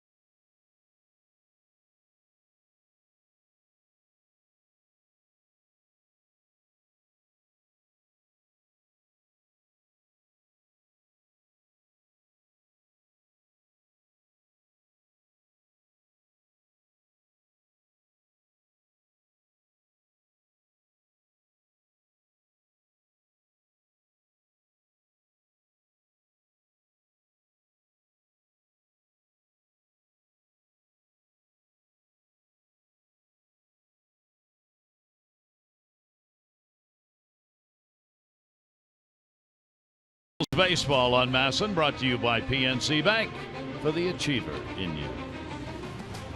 On Puget Sound, a lot of activity on the 4th of July weekend. A lot of activity here at the ballpark. With the 8 runs on 10 hits, Seattle now has had 9 hits or more and 5 runs or more in the first 3 games of this 4-game set. So the Orioles with a big mountain to climb here, but it's only the 5th inning. It will be Wieters, Hardy, and Reimold. Wieters flied out his first time up. Paxton has not walked anybody, has struck out 1. The Orioles have a run on 4 hits. Pitch will be taken down low. Over Tyler Wilson, ERA 4.5 coming in, jumps up to 5.22. The outing tonight. Right off the arm and into center field. Wieters is on. Yeah, it ought to be a base hit because that ball just came straight up. Otherwise, pretty routine play. Let's take a look right there. It's something. And they give him an error. Charge an error. Well, what a horrible call that is. Try playing shortstop and catch that ball, Mr. Scorer. You're on either way, but you know they'll change that to a hit. There is no shortstop in baseball that could catch this ball. Ball went straight up, about 5 feet out. So the Orioles get their second leadoff man on. J.J. Hardy flied out his first time up. 225 off left-handers, 236 off right-handers on the year. Orioles with 4 hits now. For J.J. getting back off the DL, of course, these are the numbers.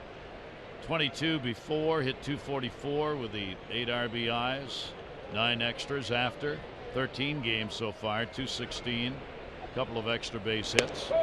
Still really after that long layoff, just trying to get back into game shape. Yeah, he was talking about how even your legs, calves and whatever, you know, it's kind of like, I mean, he rushed back. It's kind of like spring training. I mean, he had a good spring. Hardy in the air, right center field. Martin. Runner halfway goes back. Yeah, I look at JJ and all these guys. You know, I talked to Scott Coolbaugh. Never talked to a hitter without talking to the hitting guy. I said it looks to me he's off the plate a little bit more. And I always thought he was a pull hitter. So hitting a lot of balls like he just did. He hits them pretty well, but to the middle of the field, and he doesn't have. He's not Mark Trumbo. He hit all the home runs for the Orioles pulling the ball. So I think he'll probably move up when he gets more comfortable.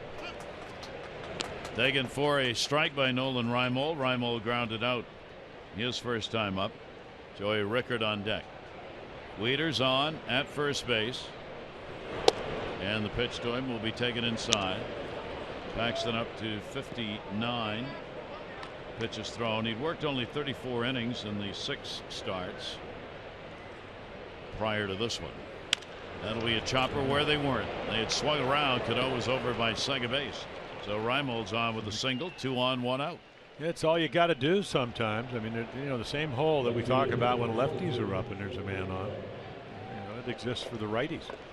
All you got to do is look over into the Mariners dugout and see one of the great right field hitters of all time. One of the great DHs, Edgar Martinez, their hitting instructor. He could hit 2 hoppers into right field with the best of them. Won a couple batting titles doing that. And he could, of course, hit home runs. Joey Rickard flied to center his first time up. Orioles get their 3rd chance with a runner in scoring position in the ball game.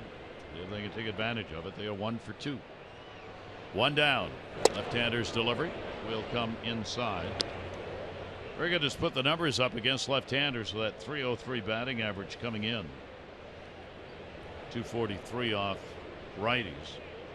Wieters at second base, Reimold at first.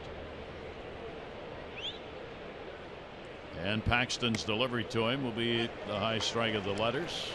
1-1. Yeah, he's been much more efficient. Normal inning is 18.1. I guess the irony, Tyler Wilson threw 15 and he struggled tonight. So one reason is he's not striking anybody else, which will save you pitches. He's let the Orioles put the ball in play and the defense's work behind him. And maybe the scoreboard has something to do with that. You know, he got an early 5-0 lead, so he can pitch a little bit more to contact. He really does have good stuff. I don't think sometimes when you have that kind of fastball, you don't know exactly where it's going. Anywhere over the plate will play. 2-1 delivery right up the middle, and Cano can't get it. Martin will get it in, and the bases are loaded. So the Orioles, with an error and 2 singles, load the bases here in the 5th inning. And that one really scooted by Paxton on the mound, and that'll bring Mel Stottlemyre Jr. out.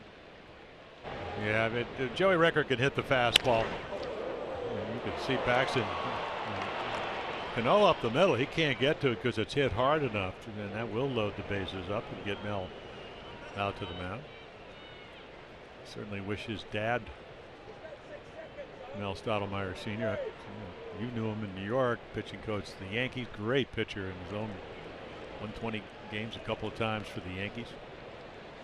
He hopes to be at the ball game tomorrow. He's talking with the pitching coach, Mel Stottlemyre, before the game. Dad's feeling much better. He can fish again. That will make him feel even better. And tomorrow, if he feels well enough, he's going to come with Mel to the ball game. So I hope he can. Hope we have a chance to say hi. Adam Jones, bases loaded. He's got a base hit, a run scored, 1 for 2 in the ball game. Well, here's a big at bat for the Orioles, and that will be fouled back. Yeah, I'm sure Mel Stottlemyre said, hey, James Paxton, just keep using all your pitches. Yeah, the ball doesn't take a bounce. Wieters is probably, that ground ball is probably an out, but you still have a 7-run lead. Adam 0 for 2 with the sacks full this year.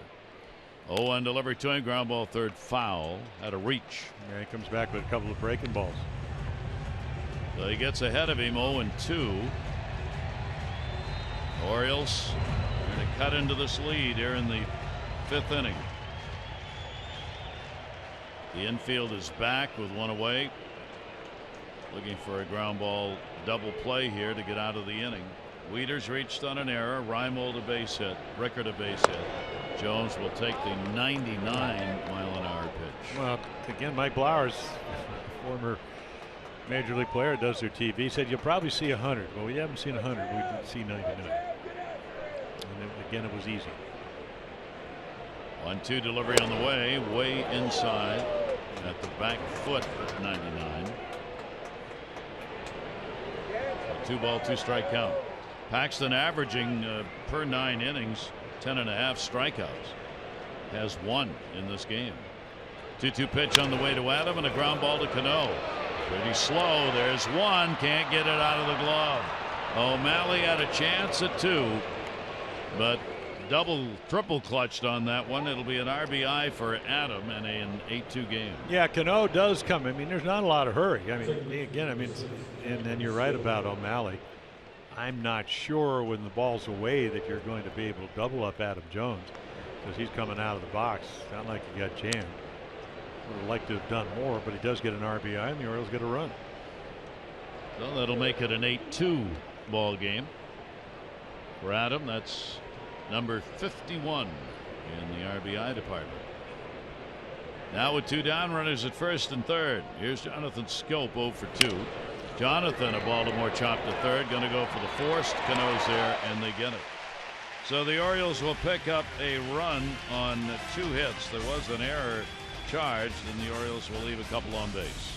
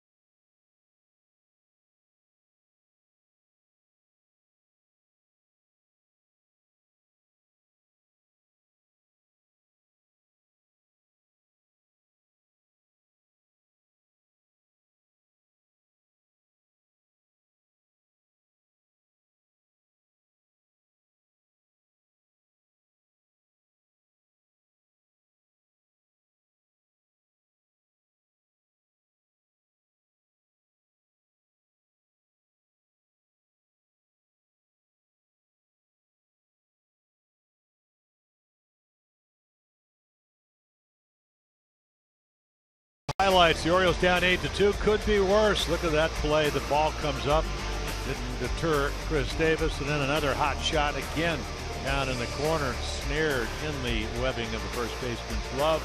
And how about Adam Jones? Four-time Gold Glover, another Gold Glove play here off the bat of Kyle Seager, looking for a double. Those are your Geico game highlights. 15 minutes could save you 15% or more on car insurance. Visit geico.com for a free rate quote. Bottom half of the fifth inning. Mike Zunino taking a strike. Vance Worley on the mound in relief. And that ball down the line, that short porch near the fair pole. He'll miss it. So Zunino, who delivered a home run in the second inning, his first major league game. First at bat, then flied out his second time up. Yeah, I was talking to him on Thursday, and I met him a couple of years ago. In fact, we were here when they signed him, #1 draft choice, and I said, so what was the adjustment about? You talked, the numbers were terrific at AAA Tacoma, and he said, number one, don't take the bad at bats and take them with you, and the other thing is stop trying to adjust between every at bat. I mean, just get a plan, whatever it is, what you're looking for, and then don't tinker with the swing that much. And he's got incredible power. 1-2 delivery and a major league pop-up first base. Davis. He'll drift into foul territory and put it away. Well, on Saturday, July 23, the first 20,000 fans, 15 and over, 7:05 game against Cleveland, get the Orioles batting practice cap, replica cap featuring the cartoon bird, the all-black cap worn for the first time this year during Orioles BP. Tickets are on sale now at Orioles.com or 888-848-BIRD. Well, their 14-game winning streak ended today. The Jays were able to win 9-6. What a run they had. Talking about the Indians. Worley's pitch, strike on the inside corner. He's had 2 base hits in the number 9 spot for Sean O'Malley. 2 singles, a run scored, stolen base. Foul ball that really hurt off his foot. He's had a little bit of everything in the ball game. Worley misses with that one, and a 1-ball, 1-strike count.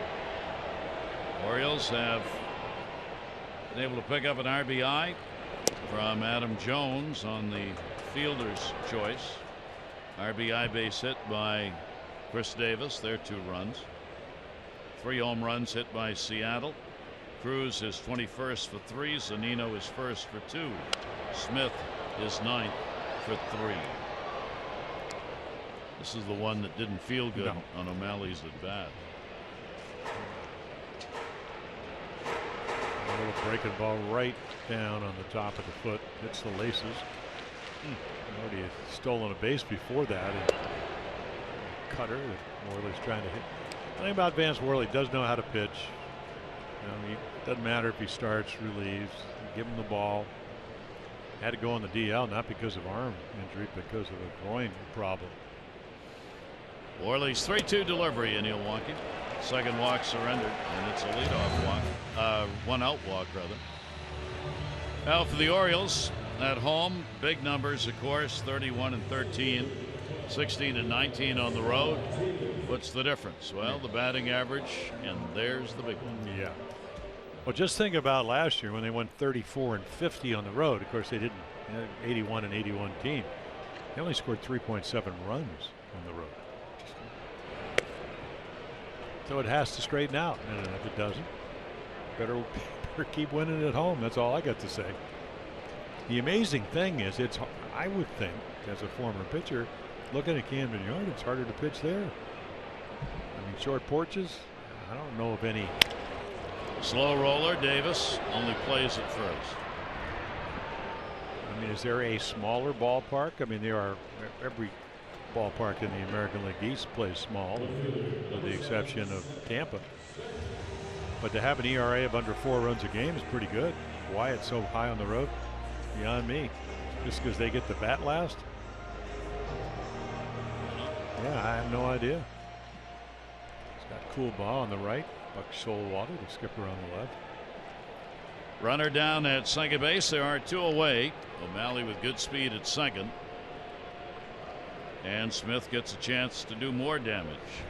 Do we pitch around him to get to Cano? Lifetime 307 hitter. That's how hot he's been. Worley's delivery to him is there. His home run in the fourth inning, ninth of the year, 3 RBIs, singled and scored in the first, and was robbed of a hit by Davis in his second at bat. Home runs in 3 consecutive ball games. First time he's done that in his career. 0-1. Orioles have now given up 7 home runs in these 3 games, and we're only halfway through this one. Home run ball that the Orioles had been feasting on has come back to bite them. Yeah, tonight you just hate to throw 3-run home runs. If you're going to throw them, you want them to be solos. But here's a good changeup, or maybe it looks like a changeup, but it's just a running fastball. He does so much to the ball. The late Johnny Sain, Sain and Spahn and Sain and Pray for Rain, when he used to pitch for the Milwaukee Braves. Well, he would have loved Vance Worley because of the movement in the strike zone. Moving it, cutting it, sinking it. Scoop by Wieters, and a 2-ball, 2-strike count.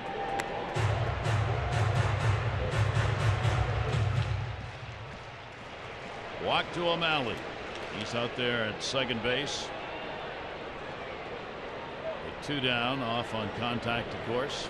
Outfield in a couple of steps in left and center, even with Smith's power. Rickard back in right. 2-2 delivery to him. Will miss outside. Worley can't find that outside corner on the left-handers as consistently as he'd like, and it goes full 3-2. Again, when he did the rehab, you're in the minor leagues. The ball's a little bit different because of the seams, not the same ball as you use in the major league. So the field's got to be a little bit. And then the other thing is he knows the scoreboard. He doesn't want to give up another one. And the problem is that if you pitch around Smith, you do get connected. 3-2. Didn't pitch around him, but it'll be a base hit. Gonna wave him on home. Here comes O'Malley. Here's the throw. Not in time. So Smith continues as he picks up his 4th RBI of the ball game and makes it a 9-2 game. Well, again, it's easy to hit home runs because you get the bat head out, but watch him stay inside this ball and hit it the other way. Twice tonight already. Inside. That's the Edward Martinez, his hitting instructor's swing. And then a long time to get rid of it by Nolan. No chance, because again, O'Malley runs well. So what a series that Smith having. Makes it to 9-2 on the 11th hit of the ball game. Robinson Cano, a walk, ground out single. He has had a run scored. And for Smith, his second 4 RBI game of the season, and he will get, stays in, at least one more shot at the plate in this game, if not 2. That one right back to the mound. Worley will pounce on that one and make the play to record the out. But another run at it. It was a walk with one away that scored. Our Honda do-ups: Manny Machado, Chris Davis, and Mark Trumbo.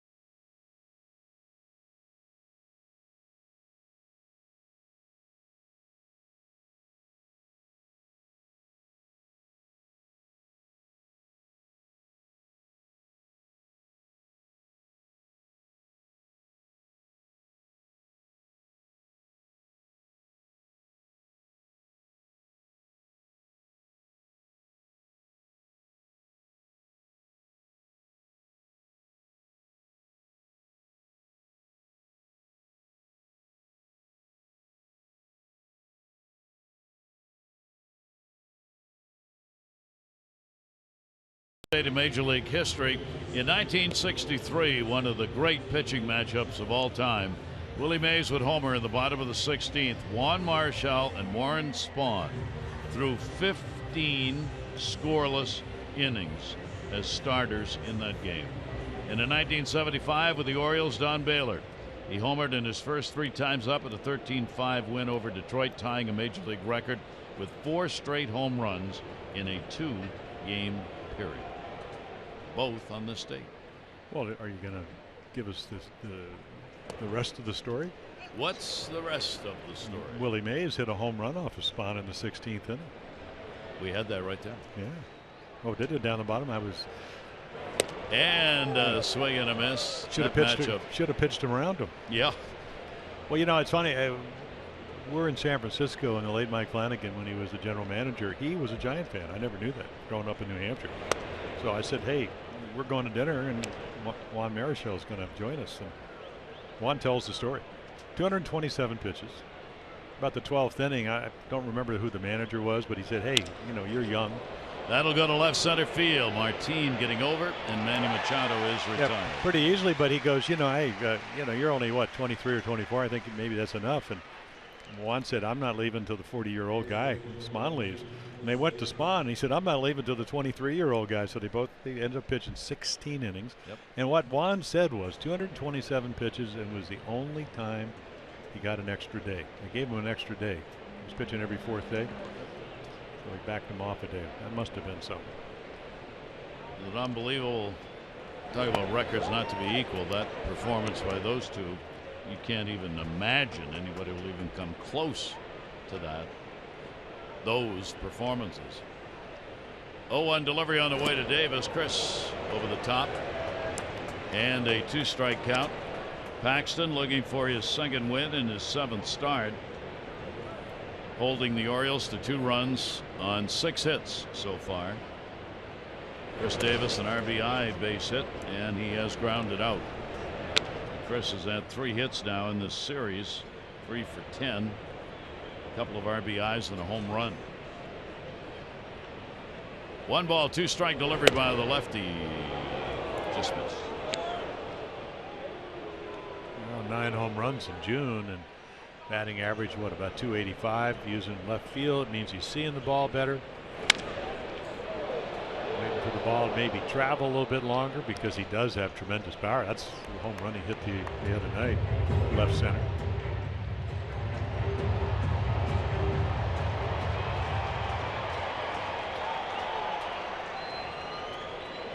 Two delivery. Davis takes. So Chris able to work the count full. 3 balls and 2 strikes. Well, Chris is at the top again in strikeouts in the American League. Chris has also continued to get on base via the walks. 44 of them, tied for 5th, and add another. So with 1 away, Davis on with the first walk surrendered by Paxton. And our American League leaderboard brought to you by Coons.com. Over 2 million vehicles sold and counting. There you go. And Trumbull trying like to hit another one. On the other day, Thursday, actually Wednesday afternoon in San Diego. They just come. I mean, he just makes good swings, and he's got that kind of power.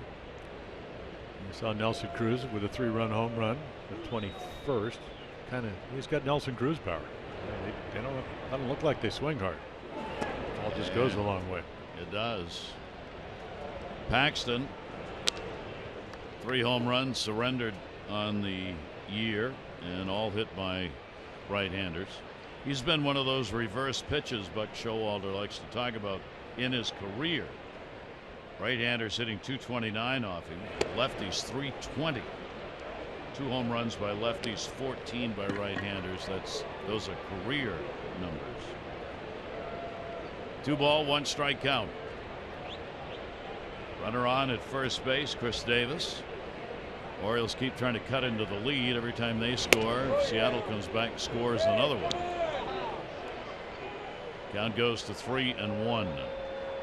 Yeah, I think this is where, if you're a young pitcher and he's 27, this is where you take the step forward when you You know, yeah, you got a tough out, but you make a pitch. You know, instead of getting maybe 16, 17 outs, you get 21. That's going to be a base hit into right field. Cruz coming over to get him, making the turn. Davis, he'll go to third, and the Orioles cover the corners with one away on hit number 7. And when you don't do that, you get your manager, even though it's 9-2, maybe thinking about who am I going to use in my bullpen. So again, it's a nice swing. 3-1. He's looking fastball. He gets it and just slices it into right field. Well, the Orioles again, the opportunity. They've had base runners on only through 3 innings. There was only 1 hit, a single. But Paxton faced only 9 through 3.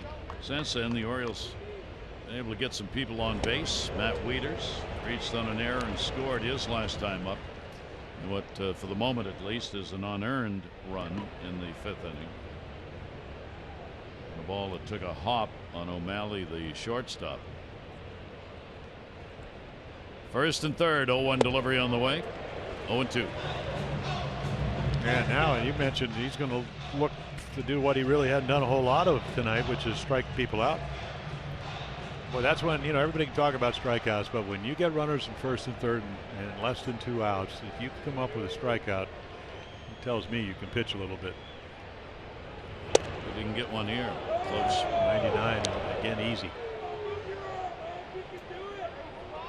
Left-hander has suffered through a lot of injuries in his professional career, which has shut him down at times, and he looked like he might make a breakthrough at the major league level. 1-2 delivery on the way to Wieters, and a swing and a miss, and there's a K. Well, Gary, that's his slider. And you know, if you looked at Guidry, you looked at Lolich, if you looked at Carlton, look at some of the great left-handers, Kershaw, thought we were going to see him, but on the DL, they have this kind of breaking ball. So again, it goes underneath the bat. They call it a back foot slider. Back your right foot, and you think it's going to stay up, and it doesn't. Big strikeout. 2 down, first and third. And a strike in the outside corner to Hardy. He has struck out at least 5 in each of the last 6 starts. He's got 2 in this game. Hardy has flied out a couple of times. He gets a base hit and an RBI. So JJ comes through with a 2-out single. And that will score Davis from third base, moving Trumbo down to second and make it a 9-3 game. Yeah, nice approach. Gets the ball up, hits it into right. Yeah, that's why the Orioles are. I mean, they're going to, over the next 4 months, make it 3 months, I guess. And he just fights it off. But they're going to come up. They're going to come up with some starters, and whether it's Despaigne or whatever, that are going to give, because they have a great offense, no doubt about it. You're going to have to get guys out there, either try to look around for people or look internally and say, okay, who's going to give us a chance to win every 5th day? Orioles now with 8 hits in the ball game. Good stop made, Zunino. JJ Hardy picking up his 12th RBI on a first base. Trumbo down at second. Zunino has shown his defensive abilities, which were never questioned on his return here in this game. The Orioles will have to make a decision. Do we have guys, long men in our bullpen, whether it's Despaigne or whatever, that will pitch better than some of the starters? So that's tough decisions, but hey, you got a lead. Nolan Reimold, a base hit. He is 1 for 2.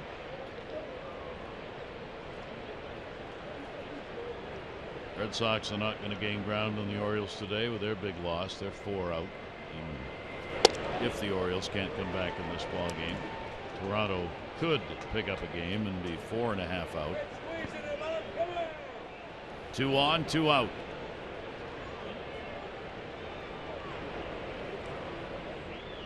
Two-on delivery on the way, and the lefty's pitch is going to be down low. His tank may be moving towards empty. Yeah, pitch count at 95, which you know, again, now all of a sudden the game getting a little bit closer. Scott Service, former catcher, first year managing, saying, just give me an out here. Get me 18 outs. Pretty well rested bullpen. 88 pitches, the most he had thrown in a game. Now Williamson, who just joined the ball club, up in the bullpen. That one in the air to right field, hit pretty good, back of the wall, and it's going to take a bounce off the bottom. Trumbo has scored. Wieters will stop on a double picked up by Reimold. His second hit of the ball game, and the Orioles make it a 9-4 game. Yeah, the second one to right field. A bouncer. You know, always loved the ball out over the plate. Finally gets one, and then drives it. You know, Cruz thinks he might catch up, but no chance. Ball hit too hard. Stays on top of it. And right here, he's going to just play it off the wall, which he does. 9 hits for the Orioles, 2 runs in the inning. They've done it on a double, 2 singles, and a walk. Mel Stottlemyre back out to talk with his starter. Williamson probably not quite ready yet. Stottlemyre will draw some time. Joey Rickert will be coming up. 4 runs, 9 hits for the Orioles, 9 runs, 11 hits for Seattle. Joey Rickert's had one of those base hits, a single. He is 1 for 2 in the ballgame. Obviously, here's another big at bat. Base hit here will score 2.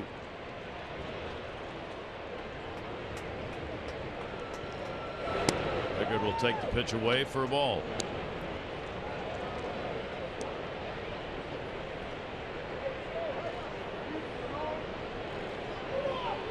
Orioles were down 5-0, then 5-1, then 8-1. Now it is 9-4. And that pitch misses. So a 2-0 count. Adam Jones on deck if the inning stays alive.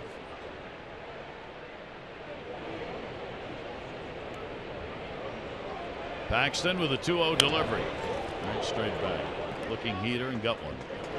Maybe just a touch out of the zone, but good aggressive swing. Look at this, 30 pitches in the 6th.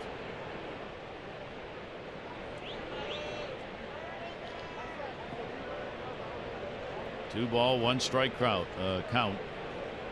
Crowd quieted by the offense of the O's here in the inning, and that's going to miss.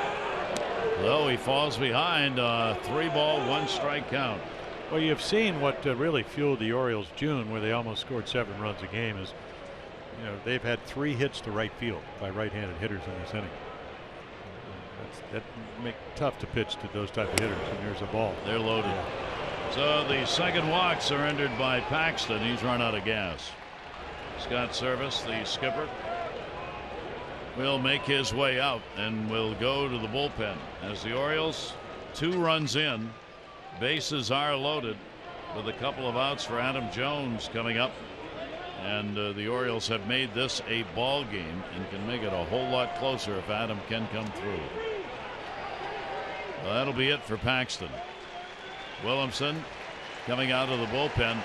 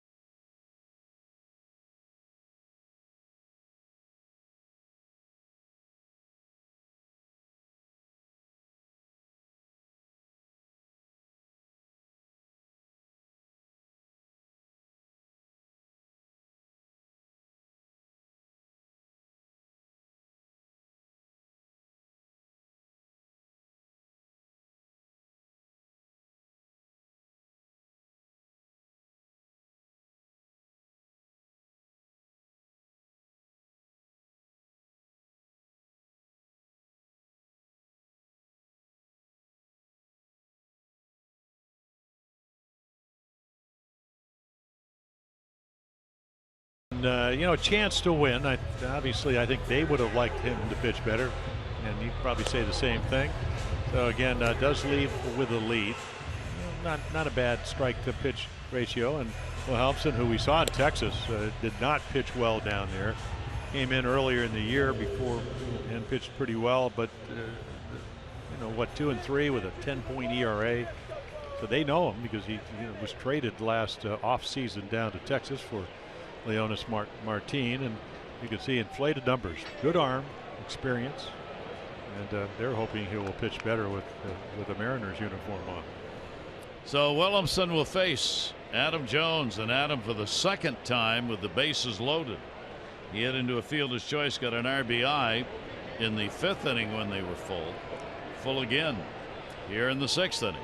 Wilhelmsen's delivery to him, and that's going to be pulled foul. Yeah, it's funny. He came down in Texas, and he was part of came in on like the Tuesday night and made a great pitch to get Jonathan Schoop out. And the next night he would be part of a 2-run home run that Schoop would hit, part of the 9-run Oriole inning. And they came roaring back to beat the Rangers. The only time they've been able to do it in 4 games this year. 0-1, 2 down.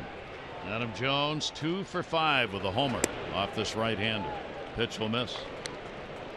Wilhelmsen declined being sent down when he was designated for assignment, so he was signed by Seattle as a free agent, joined the ball club on Thursday. He is 32 years old. 1 ball, 1 strike count. Inside off the fist, fouled back, and no play. You can see, I mean, he's still got a good arm. Just games that we only saw him twice. He did not pitch well because he made some bad pitches one of the nights. He declined to Gary when he turned down that contract. He walked away from like $1.7 million, and then would re-sign here. So they would probably, I don't know, made some kind of deal, maybe a contingent type contract. Made 1 appearance with Seattle, got sent down to AAA, then got called back up on Thursday. 1 ball, 2 strike delivery on the way. Jones will take it outside. Big moment in a ball game that looked like it was not going to have big moments when Seattle jumped out to the early lead. But now the Orioles with 2 runs in here in the 6th have made it 9-4. Bases loaded. 2 ball, 2 strike count. Adam is the 8th Oriole to hit in the inning. 2-2 delivery on the way, and a breaking ball stopped Zunino. Yeah, see what happens in Chris Iannetta, who caught the last 2 nights, said you got to make competitive pitches. They have to be at least start in the zone. Neither of these did. And that'll run the count to 3-2. Doesn't mean he won't throw another one, but boy, if he hangs one, this could be a 9-8 game. Runners at first and second will be going. 3-2 delivery on the way, and it's fouled back. Big swing at 97. Got a pitch he was looking for. This will be the 7th pitch of the at bat. Adam, the RBI, has also had a single and a run scored. 1 for 3 officially in the ball game. Adams had just a couple of hits against Seattle this year. 2 hits in 22 at bats. 3-2 delivery again, and a towering pop-up. Shortstop, who sees it? Look out! And it's caught.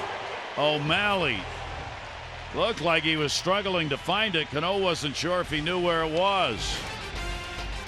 But he did, and he puts it away. Orioles a couple of runs in, leave the bases loaded, make it 9-4.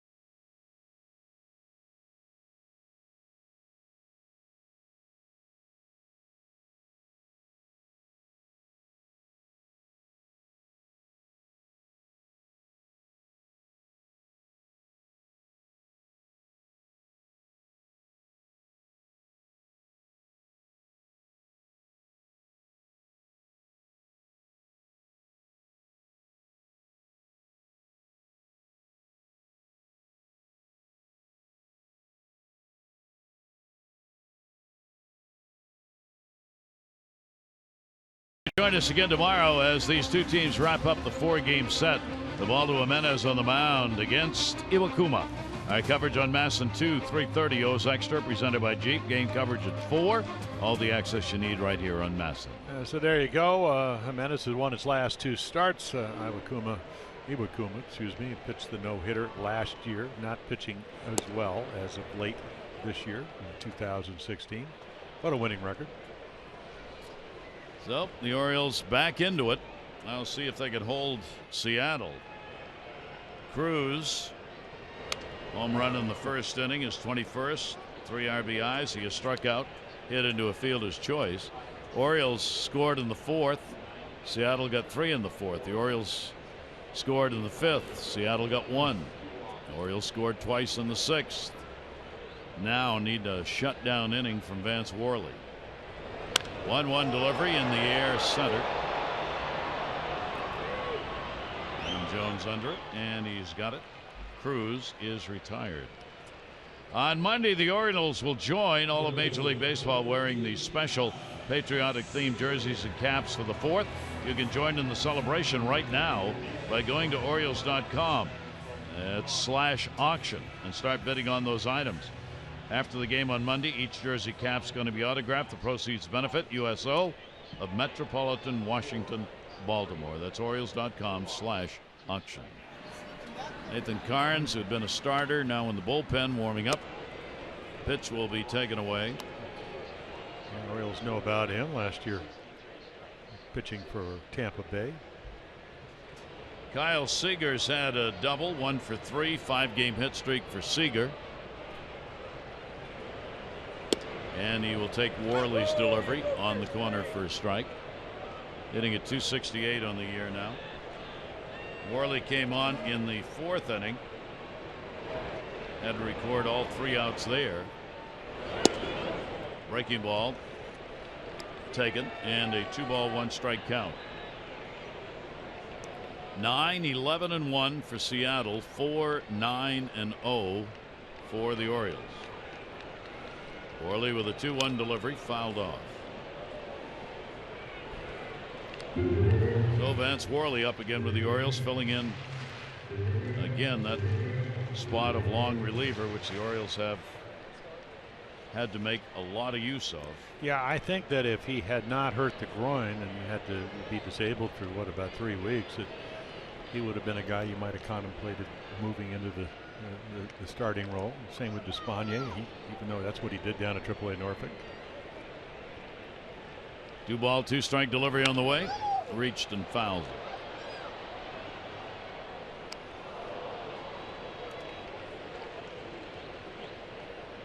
So Worley can give him innings out of the bullpen, and remains to be seen whether he may move into that starting rotation. Inside, not by much. 3-ball 2-strike count. Seager and then Lee due up here in the 6th inning. Ball game that's turned into a real battle of the offenses. Full count delivery on the way, and that's going to be a base hit down the line. Again, Seager just goes with it. Reimold will chase it down. Throw will come into second base, not in time. 2 doubles for Seager. Yeah, it's hard to believe with the approach that we saw it on Thursday night in the 1st inning. Took a great 2-strike pitch, hit it for a single to left, and then tonight balls to left that he's not hitting higher than .268 coming in. Now it'll go up a little bit now, and because the approach is great, and then he's hit what 22, 25, 26 home runs, so he's got power. I just think that the average would be closer to what his younger brother is doing with the Dodgers, which is .302. Dae-Ho Lee 0 for 2 and a walk in the ball game. Oh, are they going to put up another run after the Orioles score? 4 for 9. Runners in scoring position tonight for Seattle. Dae-Ho Lee had a chance in the 4th inning, grounded out with a couple on base. 1-0 delivery to him, and that's going to be inside. The Orioles have tried to stay in on him. Michael Givens in the bullpen. 12 hits for Seattle. Only Martin and Lee without hits tonight. for the Mariners. 2-0 deliveries right there. Taking that one in a 2-ball, 1-strike count. Seattle finding lots of offense in these games. 5 runs, 9 hits the first game, 5 runs, 10 hits the second game, 9 runs, 12 hits in this one. 2-ball, 2-strike count. Off comes the helmet. He takes a big hack. Oh. And hit another home run. Hit one last night. The big swing.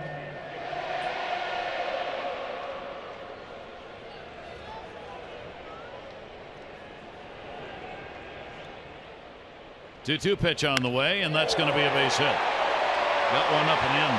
Seager will come around to score. Lee will try for 2. Very slow. Here's the throw. Got a shot. No. And out. Came off the bag. He's saying I got pushed off. Single and an RBI, and we'll see what happens with it as Scott Service is on his way out. Gabe Morales, the second base umpire. Well, take a look right here. It's kind of a, okay, I'm safe, and then I think he just stumbles. I mean, all Jonathan did is what the Orioles have been taught to do, which is sustain the tag. He just kept it on there, and I just think he lost his balance and fell backwards.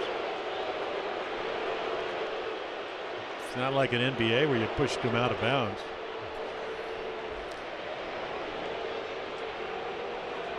He's going to have to learn the pop-up slide. He can come straight up, and you could see this. It's not like, I mean, every run's meaningful. 7-4 in the putout. Yeah, so there, I mean, right here, so he does it, and then right there, he starts falling. Started leaning towards their dugout. And was it a seismic happening? No, but close to it. And I thought that Jonathan Schoop's not a particularly strong guy, because he is. Scott Service is more upset about what the rule is in this day and age, I think, than he is about the call. There's nothing the umpires can do about the former, which results in the latter. Mike Winters, crew chief, coming out. It's made it harder for the umpires because on plays like that, players used to immediately say and hold their hands, timeout, timeout, even before the play had ended. The umpires can't grant that timeout now until the play truly is ended. They are on the base, the play is stopped completely, and if it hasn't, then that's the kind of play that can happen. So it will be an RBI. It's a 10-4 ball game. Well, he gets a base hit. He just doesn't get an extra base hit. Or does he? Because he was safe and then out. Yep. 2 down, and the pitch taken for a strike. Yikes. Yeah, so there Martin and then everybody else. It's a lot of damage. Yeah. Adam Lynn's been part of it. A couple of hits. Base is empty. 2 down. Double, single, and he's grounded out. Well, like I said last night, he does bring, the average. Can't imagine he's going to hit that low all year, but he does bring power, especially against right-handed pitching, which is what he's going to play against.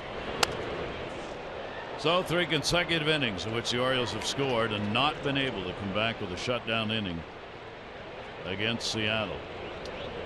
10 runs on 13 hits. And for Lee, his third RBI in this series. 0-2 delivery on the way, and Worley's pitch will be outside.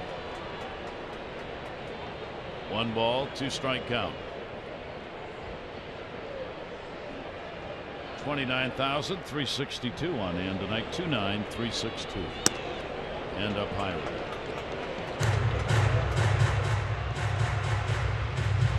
Orioles would like Worley to finish this inning off, then his day would be his night would be done, rather than having to make the move here. 2-2 pitch on the way. He's kind of flinging it right now, and it's a 3-ball, 2-strike count. Yeah, when you come off a groin injury, you're not pitching multiple innings. It's certainly not like he has tonight.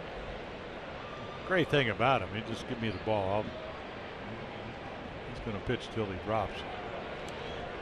Third inning of work, 3-2 delivery. In the air to left field. Raimo going back, maybe too long on the mound. Goodbye, home run. Lynn delivers the long ball. 3 hits in the game, and it makes it yet another inning with multiple runs coming after the Orioles had scored. Number 12 for Lynn. Well, he had 20 last year for Milwaukee. When he's healthy, it's usually anywhere between 20 and maybe 28. One year he hit over 30. Just a little cutter, and just like in Baltimore, opposite field home run.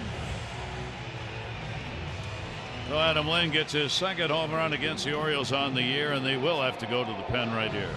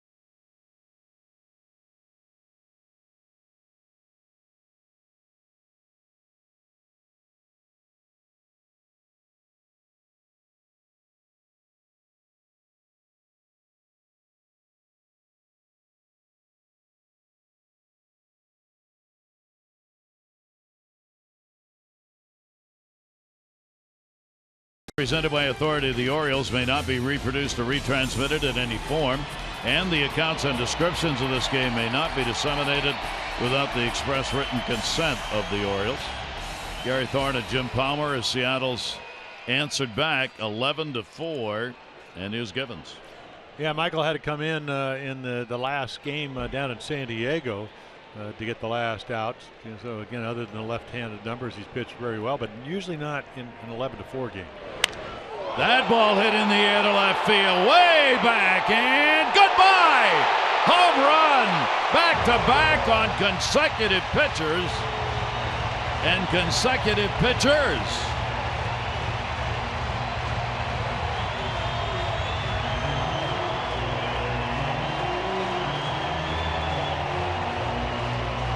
That's a nice little homecoming with the Mariners the last 2 years as their primary catcher.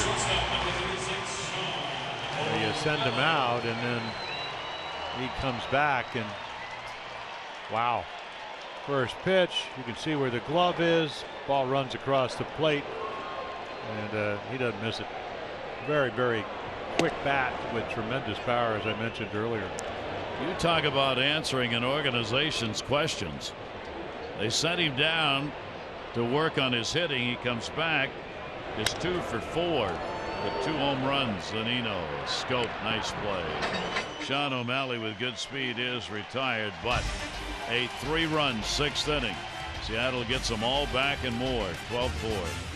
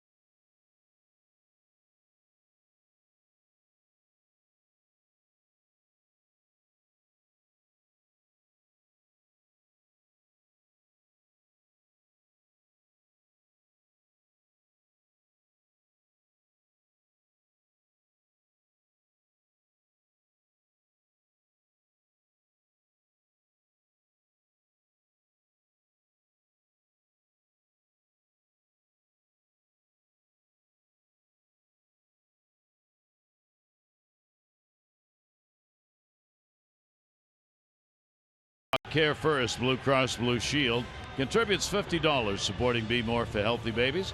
Orioles have drawn 240 walks, a total of $12,000. Care First Blue Cross Blue Shield encourages each of us to take that first step towards a healthier and more active lifestyle. Well, we talked about home runs all season long, and it's been about the Orioles getting them tonight at Seattle with 5 and a lead and a new pitcher. So Nathan Carnes comes on, they call him Nate Carnes.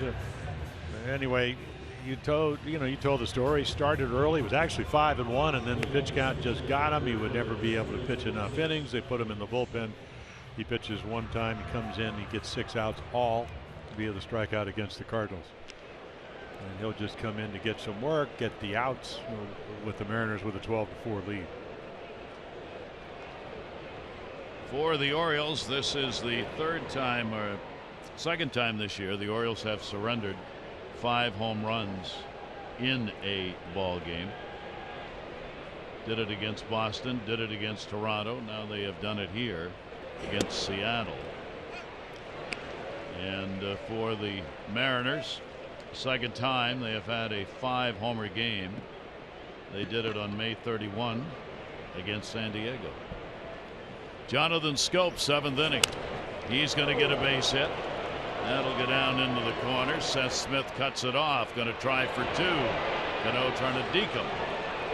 Won't matter. He's there in time, and you see Cano pushing him a little bit, like wanting to take him off the bag after Schoop was accused of doing that on Lee. Yeah, again, 12 doubles in the month of June. More hits than anybody since June 18th.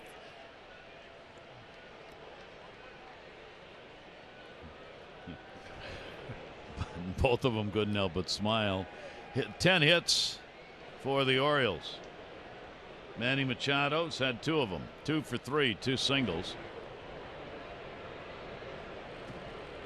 Carnes' delivery will be taken inside. And the hits do just keep on coming here in this one. Well, Carnes does have good stuff.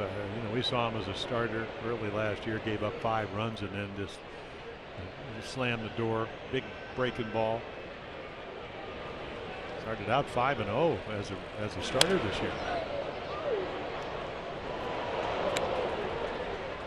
ERA started running up. His pitch count was running way up. So to the bullpen he went, and here he is. Second relief appearance. Yeah, 7-5, 26 starts last year, 27 games, and almost in 147 innings, 145 strikeouts. Manny Machado, 1 ball, 1 strike count. He got one to second. Robinson Cano gloves it up, and in the Cano fashion that nobody else has, records the out. Over to third base, Schoop. Oh, you got to get to it, and he does that, and right there, it's the Robinson Cano throw you were talking about. So the Orioles a chance again. Put another run up on the board here in the 7th inning. Runner at third, 1 out. Yeah, and because of the scoreboard, everybody's going back. Put the shift on. 1 out, so you'll concede the run for an out. Chris Davis drew a walk his last time up and scored. He has an RBI and a base hit. 1 for 2 in the ball game.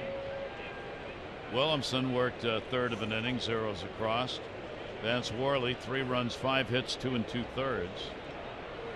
Tyler Wilson, 8 runs, 9 hits, 3+ innings for the Orioles. And the pitch will be taken away. 2 for 8 with a home run lifetime. Chris Davis against Nate Carnes.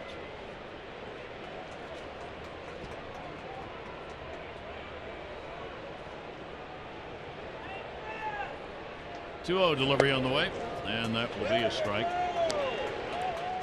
Back-to-back home runs for Seattle. 3rd time they have done that this season. 2 new figures involved. Lynn and Zunino. They'd had them from Lee and Sager, Iannetta and Martin. 2 ball, 1 strike pitch, and that one's in the air, drilled way back, and goodbye, home run.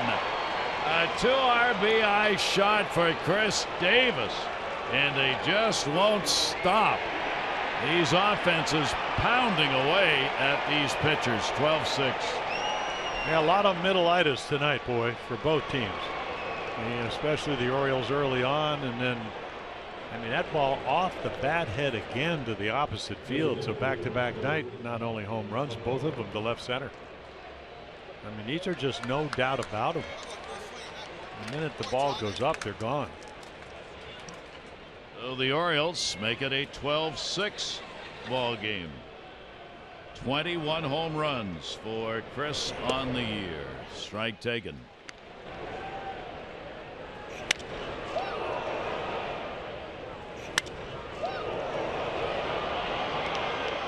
So for Carnes, after coming in and facing 6 hitters and striking them all out, a different story. Second relief appearance. Chris Davis now with 3 RBIs in this ball game, has 56 on the year, up among the leaders in runs batted in. He and Trumbo. Trumbo down to third. That one is going to be foul. Trumbo a base hit, 1 for 3, and a run scored. So he's what, 3 back, or actually 2 back of the leader now with 21 home runs. Encarnacion, one of 3 home runs Toronto hit. He hit his 22nd today. And you don't think the ball's more lively this year? Carnes with a 1-2 delivery on the way, and a called strike. Trumbo a word on that one. Yeah, very rarely ever says anything. Zunino sitting on the corner. Again, he really does catch the ball well. It gets low, ball off the plate, and Trumbo knows it. And right there, he's telling Mike Winters, come on. Oh, what if 18 runs, 26 hits? Make him throw it over. 2 down, Matt Wieters. So the home run picked up by Chris Davis, good for $500 for our Maryland Lottery contestant, Maureen Johns. 1-0 count on Wieters, reached on an error, scored, a struck out fly down. Carnes delivery down and into him, 1-1. It was 6 homer ball games so far, 5 of them for Seattle. The Orioles now with 127 on the year. 122 for Seattle. That one will be outside. 2 ball, 1 strike count. Another big night for Chris Davis.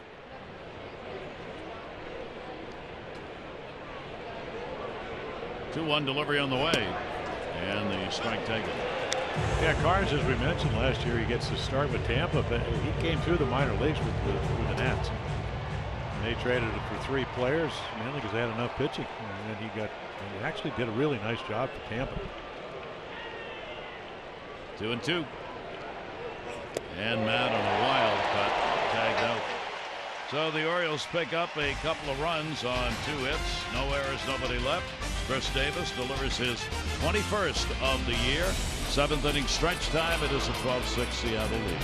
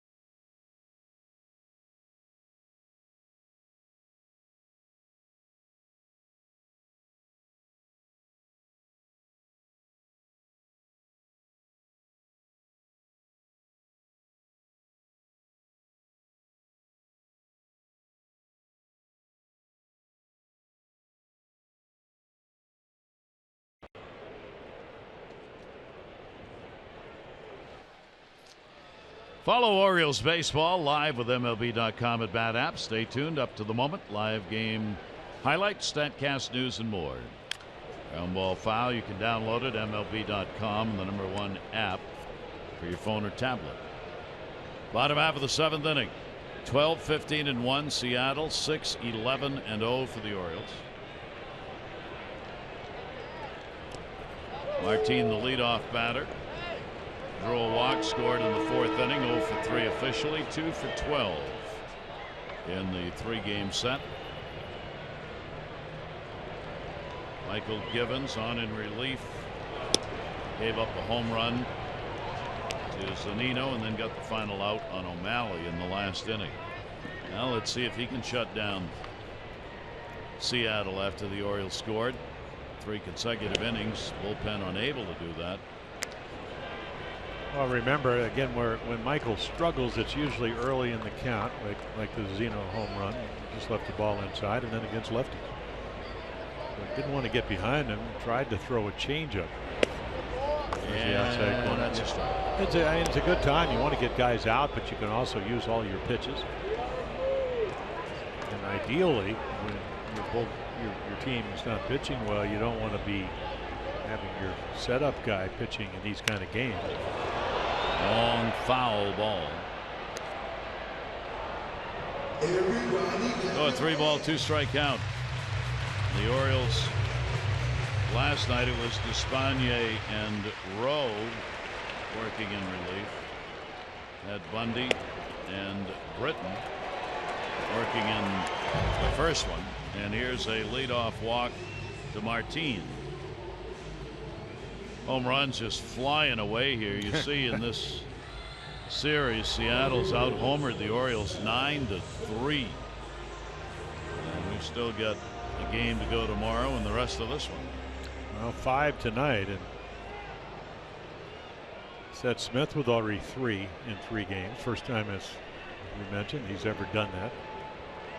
3 consecutive games. It's not only that, it's just you throw it up there, he's working the count to where he gets a good pitch to hit. Strike in the outside corner from Givens. He's had a big night tonight. 2 singles, home run, 4 RBIs, 3 coming on his 9th home run in the 4th inning. He has scored a couple of times in the ball game. So with 4 RBIs in this game, he's got 8 RBIs against the Orioles this year. And the pitch taken outside. The other thing, Gary, is that coming into this series, he only had 9 hits to left field. He's already got 3 of his hits in the 3 games have been that way. Orioles still have that infield shifted a bit on him, with the outfield straight up.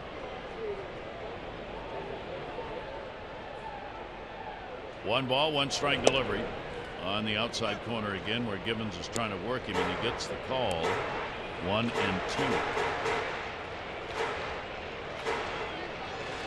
It kind of tells you the intensity of major league players. I mean, right there, he thought the ball might be a little outside, and they're up by 6. And he's not going to give away up any at bats. Not the way they're swinging. 1-2. Runner on first. Givens delivery. Another big swing. I think it would be safe to say he's seeing the ball well. A balloon, as they say. Or as George Brett said when he hit 390, it came up there like a beach ball. Let me hit.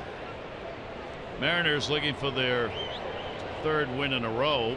Their season high is 4 that they set back in the middle of May. 1-2 delivery on the way. Ooh, I think he went. He did on a pitch he was not going to hit. He gets it. Yeah, lefties wouldn't be hitting 465 if Michael Givens could make these pitches. You could see just couldn't hold up on a real good breaking ball. 3-2 breaking ball. Cano comes up. Robinson Cano. Base hit, run scored. He's grounded out, walked, and grounded out again. Givens with 1 down and a runner on at first base.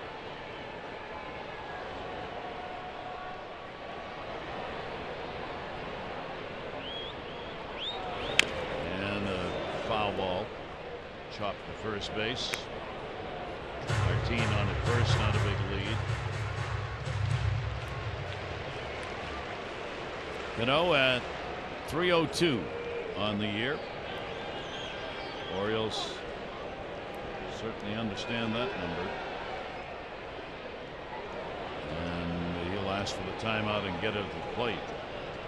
With a 1 for 3 in this game, he's gone 7 for 22 this year against the Orioles. He's had a couple of RBIs. 0-1 will be away from Cano by Gibbons. 1-1.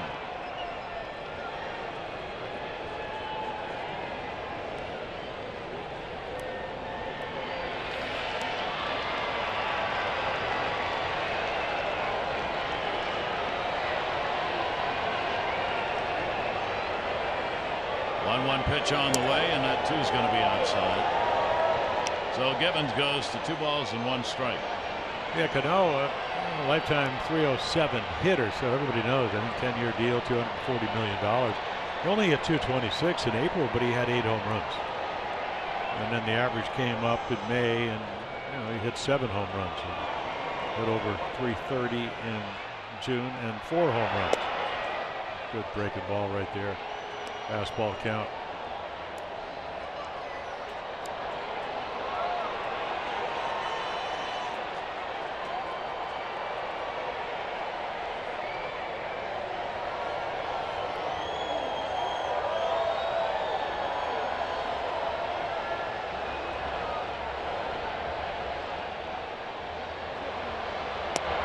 Two will be outside. Cano expecting it away, leaning in, but it was way outside. So 3 balls, 2 strikes, 1 down. Martin on at first base. Looking over to see if they want him running here. Ask Casey Candaele.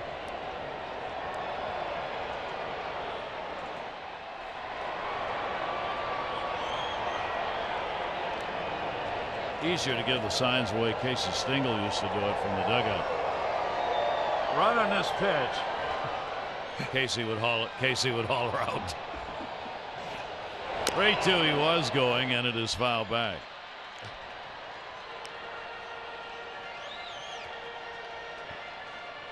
Well, he's going to be running. I mean, I'd be very surprised if he did.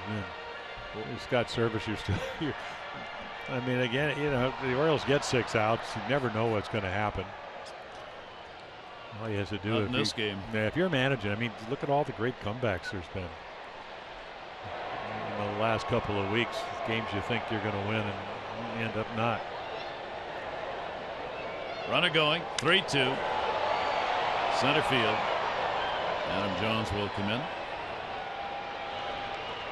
And Cano is retired for the second out here in the 7th inning. So Gibbons gets the out, 2 down. And now he will work against Nelson Cruz. Cruz kicked this ball game off trying to forewarn us about what it was going to look like in the first inning, getting a 3-run homer, his 21st of the year. What was it, 457 or 447? He crunched it. Since a strikeout, a fielder's choice, and a fly ball out. And he'll take Gibbons' delivery for a strike on the outside corner. And even there, he looks at that outside corner and goes, it's gotten a little bit wider. As the night gets later. Well, it's amazing, the good hitters, they have such a good sense of what a strike is and what it isn't. I mean, they're going to hit him, but. Down the line, and again, foul. And that's the amazing thing about hitting. You got about 4/10 of a second to determine what the pitch is. Somehow take that oblong bat center around baseball. Gives you an idea of how talented and what kind of reflexes hitters have.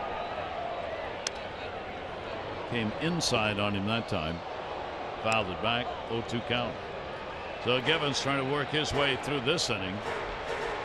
And Buck Showalter, Dave Wallace, a lot of time being spent and working through this game, and as always, thinking ahead with a day game tomorrow.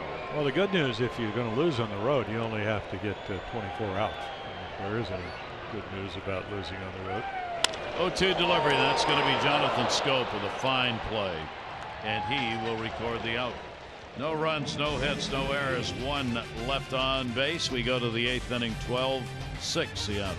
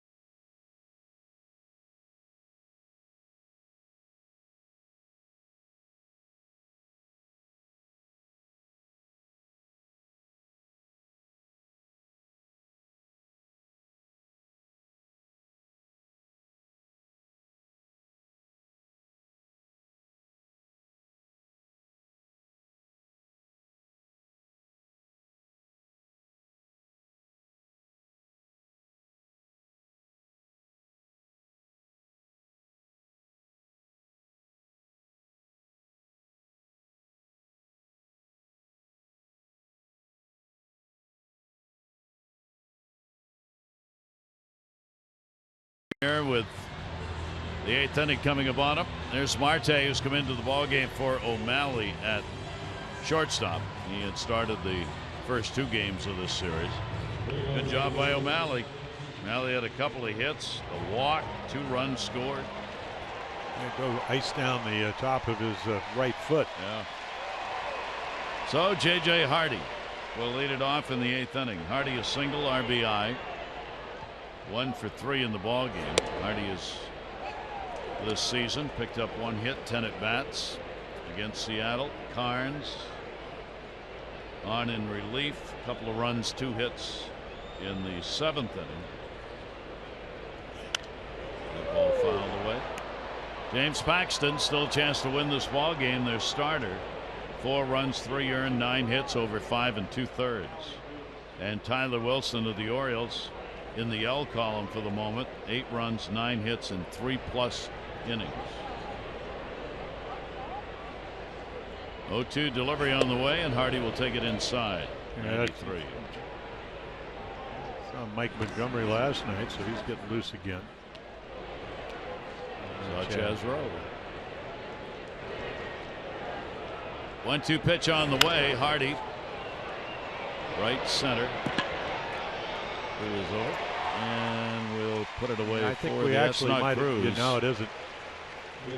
Fly ball to right. Cruz out of the ball game in right field. I actually think that's O'Malley. I think he stayed in, so he's not icing the foot. He may have gone to right field. Yeah, we saw him in left last night. Yep, there he is. O'Malley he goes just won't. third. He just won't leave. Short, yeah. Foot's okay. Hey, when you don't get to play a lot, it is okay. So Marte hitting in Cruz's spot.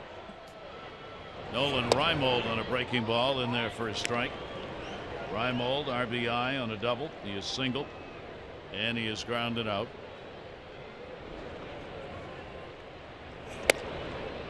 Carnes coming up and in.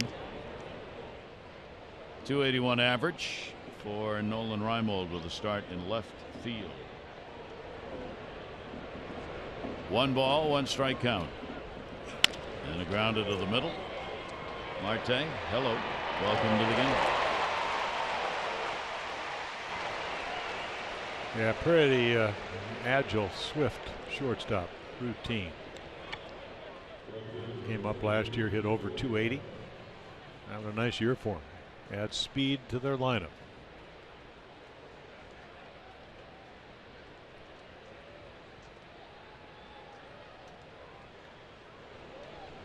Joey Rickard, base hit, a walk, and he is flied out. Carnes delivered to him, straight heat, and is in there for a strike.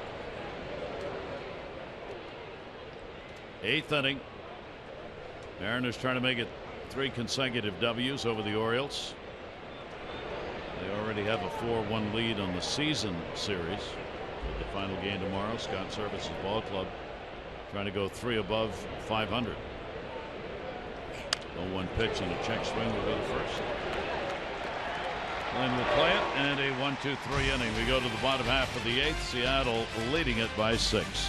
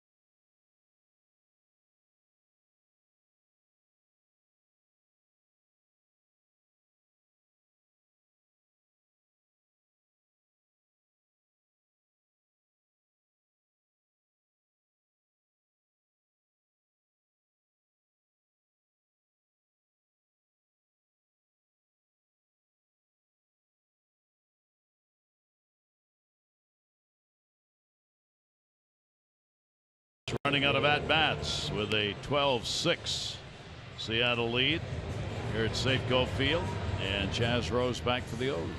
Yeah, it got called up really on Thursday when the Orioles arrived in Seattle. So pitched last night, hanging slider to Lee after a walk that led to a couple of runs, but pitched very well at Norfolk. As you mentioned last night, he had 14 or 15 straight scoreless outings. When he is healthy, which he seems to be able to pitch on back-to-back days. So Chazro on. And Kyle Seager will hit against him. Seager 2 doubles, 2 for 4 in the ball game. Also has a run scored. And will take the pitch for a strike. Seager hitting at .271 as he stands in here in the bottom half of the 8th inning. Rowe did have that run of 15 appearances, 15 2/3 innings with the Tides without giving up a run. Major League now, he's 5-2, ERA of 4.3. He has worked 66 2/3 innings at the Major League level. 1 ball, 1 strike delivery on the way. Inside corner strike. Givens gave up a run in an inning and a third. 1 hit, 1 walk, 1 strikeout. The home run by Zunino came against Givens. 3 home runs surrendered by Tyler Wilson, 1 by Vance Worley, 1 by Givens. 1-2. That's a tough swing to hang on to. He did though. 2-2.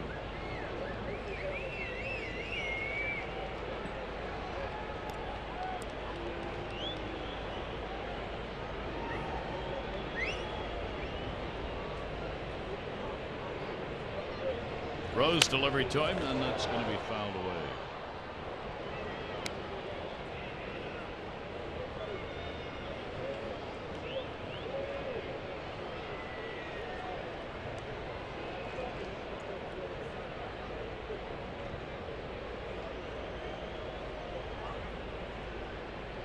Seager waiting on the 2-2 delivery, and he got him. Came right back in there with a good pitch. Yeah, he really does when he gets on top of it.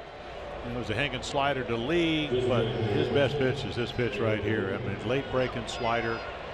Boy, last year before he got arm fatigue, he'd throw it in the middle of the plate, they still wouldn't hit it. The other thing is you do come to the big leagues and you throw a different ball. So the seams do feel different. Last night, the walk, and then the guy stepping to the plate now got a good pitch to hit it, didn't miss it, clobbered it to left field. Dahoe, one down and a 1-0 count. And for Chaz Roe, he's a little bit like Tyler Wilson. He does not really close his front shoulder, so you see the ball. Look how easy it is to see the ball. So he has to throw pitches with movement. Not a whole lot of deception. They're done in San Diego. The Padres beat the Yankees 2-1. Walk-off home run, Upton, and got it off Miller. Miller's first loss. He's 5-1. And that pitch is there for a strike. So in the East, looks like the only team that's going to pick up a win on Saturday is going to be Toronto. Everybody else, if the Orioles don't come back, will have lost. 2-ball, 1-strike delivery. Couldn't catch up with the 92.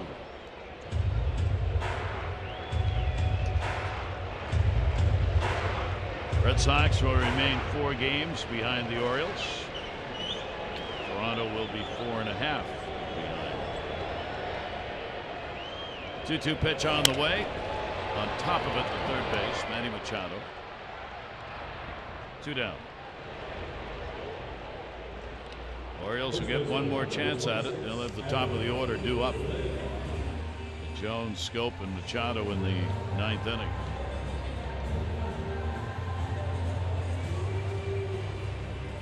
Adam Lind delivered the home run in the 6th. First of the back-to-back. It would drive Vance Worley out of the ball game. Givens would come on, and on the first pitch he threw, Zunino would deliver the home run. Yeah, 0 for 8 first 2 games. Totally different story tonight.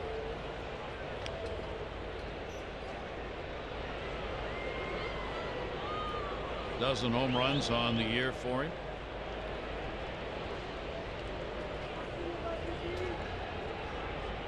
Oh, 1 pitch. Left field. That's deep at the wall. And it hits right at the base. Lind on his way to second base. And he's got a double. Came close to hitting for the cycle. 2 doubles, a homer, and a single. Yeah, Nolan Rymond all over the place because they've been driving the ball to left field tonight. High slider. Just kind of tomahawks it. And again, the ball just slicing away from it. He just can't quite catch up with it. And again, right at the base of the wall. A really difficult catch. Hit number 16. 2 down, runner on, and Zunino gets one more chance. And he will foul it away. A 2-homer ball game, 3 RBIs, 2 for 4 in his return behind the plate. Well, he hit 22 home runs the year before last. You know, hit a little bit over 200.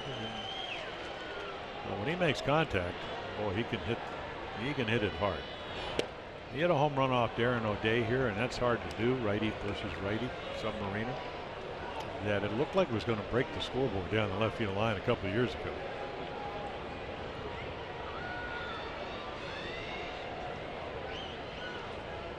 One ball, 1-strike count. And Chaz Roe will be up high with it.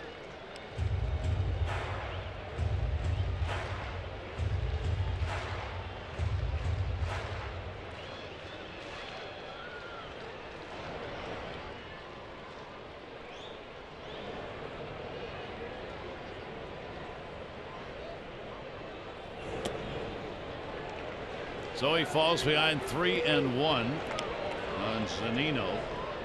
Yeah, it was kind of funny. Scott Servais, again, his first year as a manager, former catcher, played for years, and he said, "Listen, you can have the first 2 strikes, but the third one has to be a team at bat, in the sense that you got to put the ball in play." And that's what Mike Zunino couldn't do last year. Overswing And walked. I mean, right there, if you want to take the walk, take it. But again, it's if you can, and we've seen the Orioles do this. That's what June was all about for them, just quality at bats, not giving away at bats, and the Mariners certainly want that from their hitters, and we've seen that in these 3-game series. Oriole pitchers have surrendered 6 walks in the ball game. And with 2 down and 2 on, O'Malley takes the pitch away. O'Malley's had 2 singles, a walk. He is 2 for 3, 2 runs scored. Started at short, moved to right.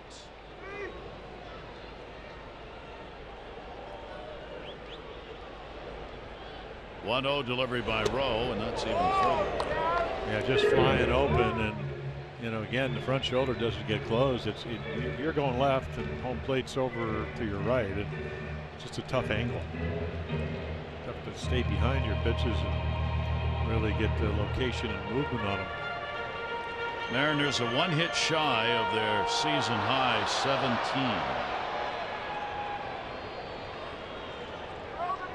Well, 5 home runs, 12 runs, 22 Mariners on base today. 2-0 delivery on the way by Rowe, and that will be a strike. So O'Malley 2-1 with 2 down.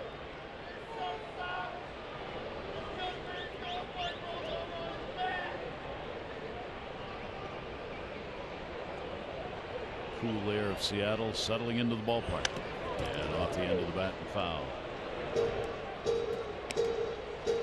Be a sleep quick night with the day game coming up tomorrow. Osvaldo Jimenez will make the start, looking for his 6th win of the year. 3:30 O's extra, 4 o'clock for the ball game.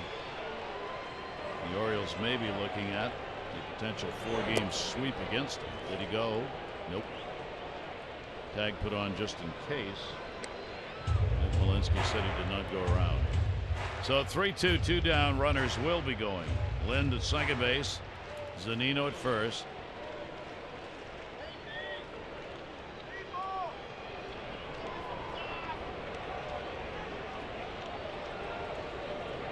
Three-two pitch on the way, and he walked it, and they're loaded. So after there were 2 outs, a double and 2 walks.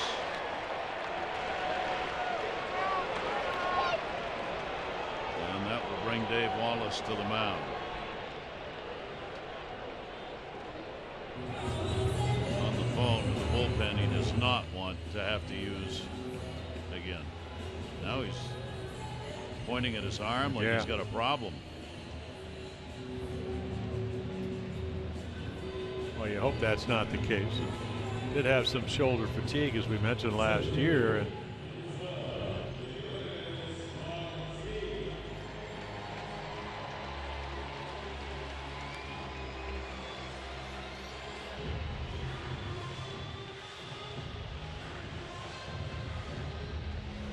so Martin with the bases loaded in the bottom of the 8th inning.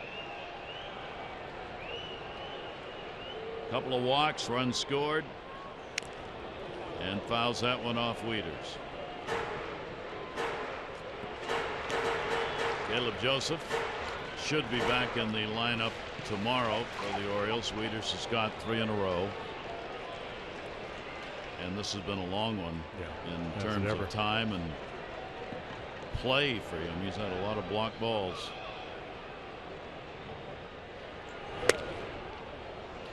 Outside with it, 1 ball, 1 strike. Yeah, when you're open like Jazzers, there's such a fine line between just staying close, and if you go left, that's why the ball's running out of the zone. See if you can just keep just close the shoulder a touch, right there. And again, if you want to stay behind the pitch, and again, I mean, it's the big leagues.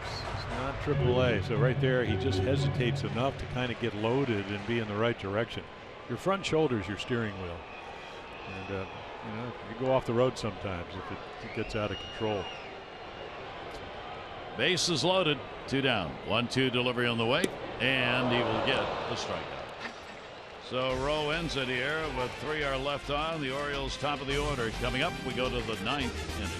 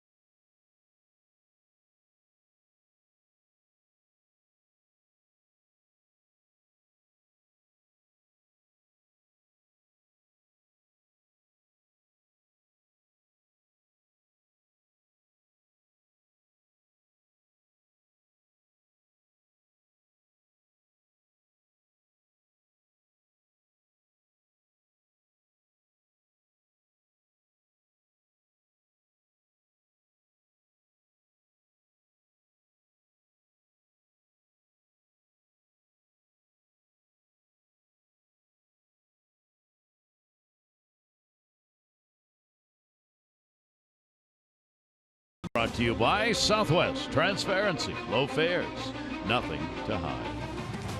Safeco Field, we go to the 9th inning. Seattle looking to win 3 in a row and 6 of their last 8. The Orioles, if they can't come back, will have their 5th consecutive loss going back to last year in games played here at Safeco. Adam Jones will lead it off. Carnes will stay on to do the pitching. Adam, RBI, base hit, run scored in the ball game. Officially 1 for 4. 263 on the year. Carnes delivers, and it'll be foul back.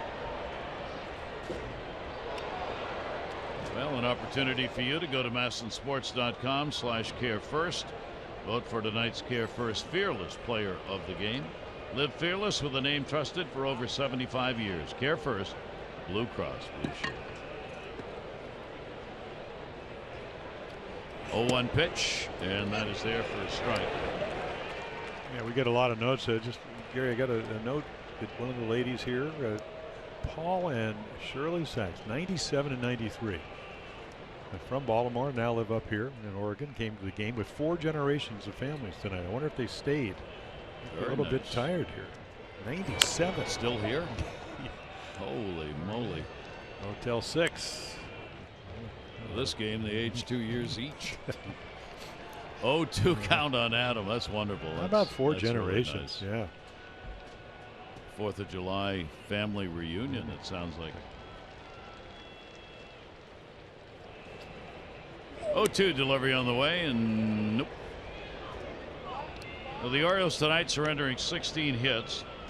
That ties the season high they had against the Yankees on June 4.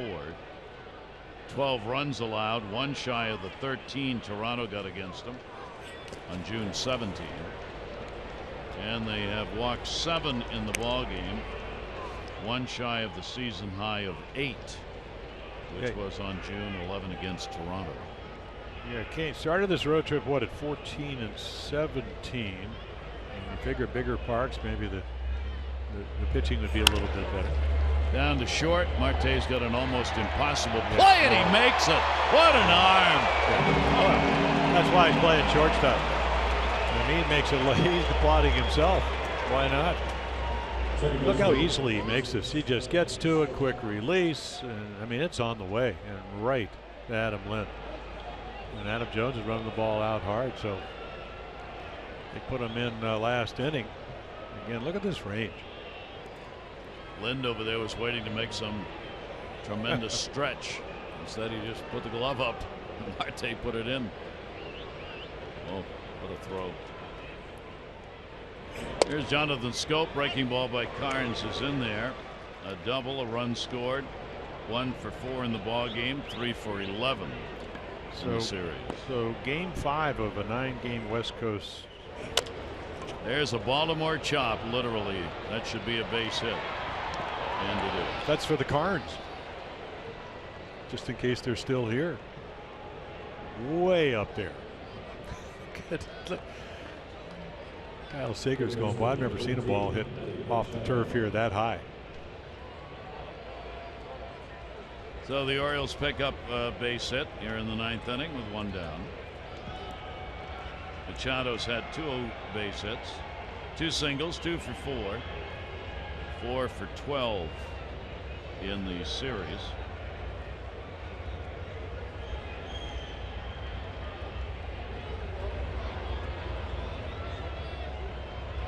Carnes delivers, and the pitch is up high for a ball, didn't go. 12 runs, 16 hits for Seattle, 6 runs, 12 hits for the Orioles.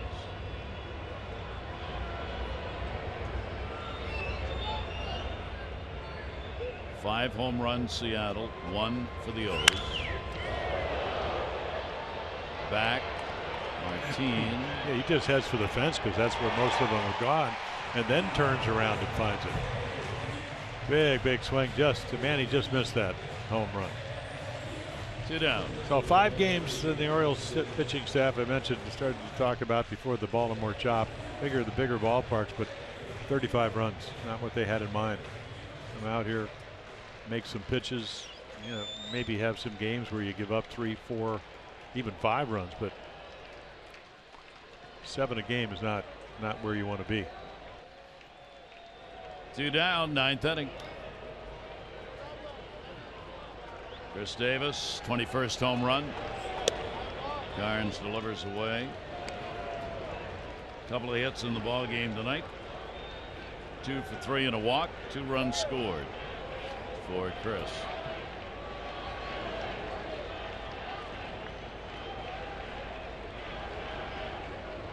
One-0 pitch on the way. Chris has had 13 career home runs against Seattle, and 9 of the 13 have been hit in this city.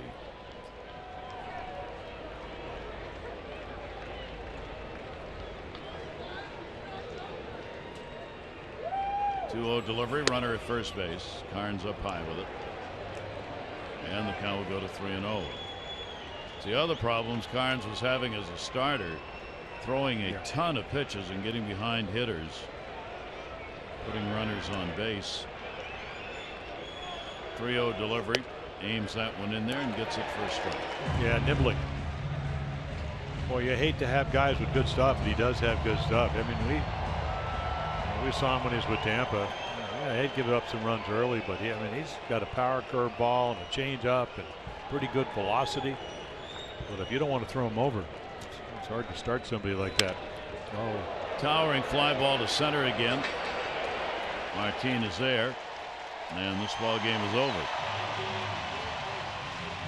12-16-1 put up by Seattle. The Orioles are 6-12-0.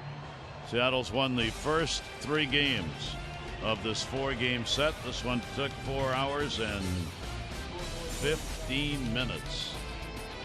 Yikes. Seattle's going to go for a 4-game sweep tomorrow.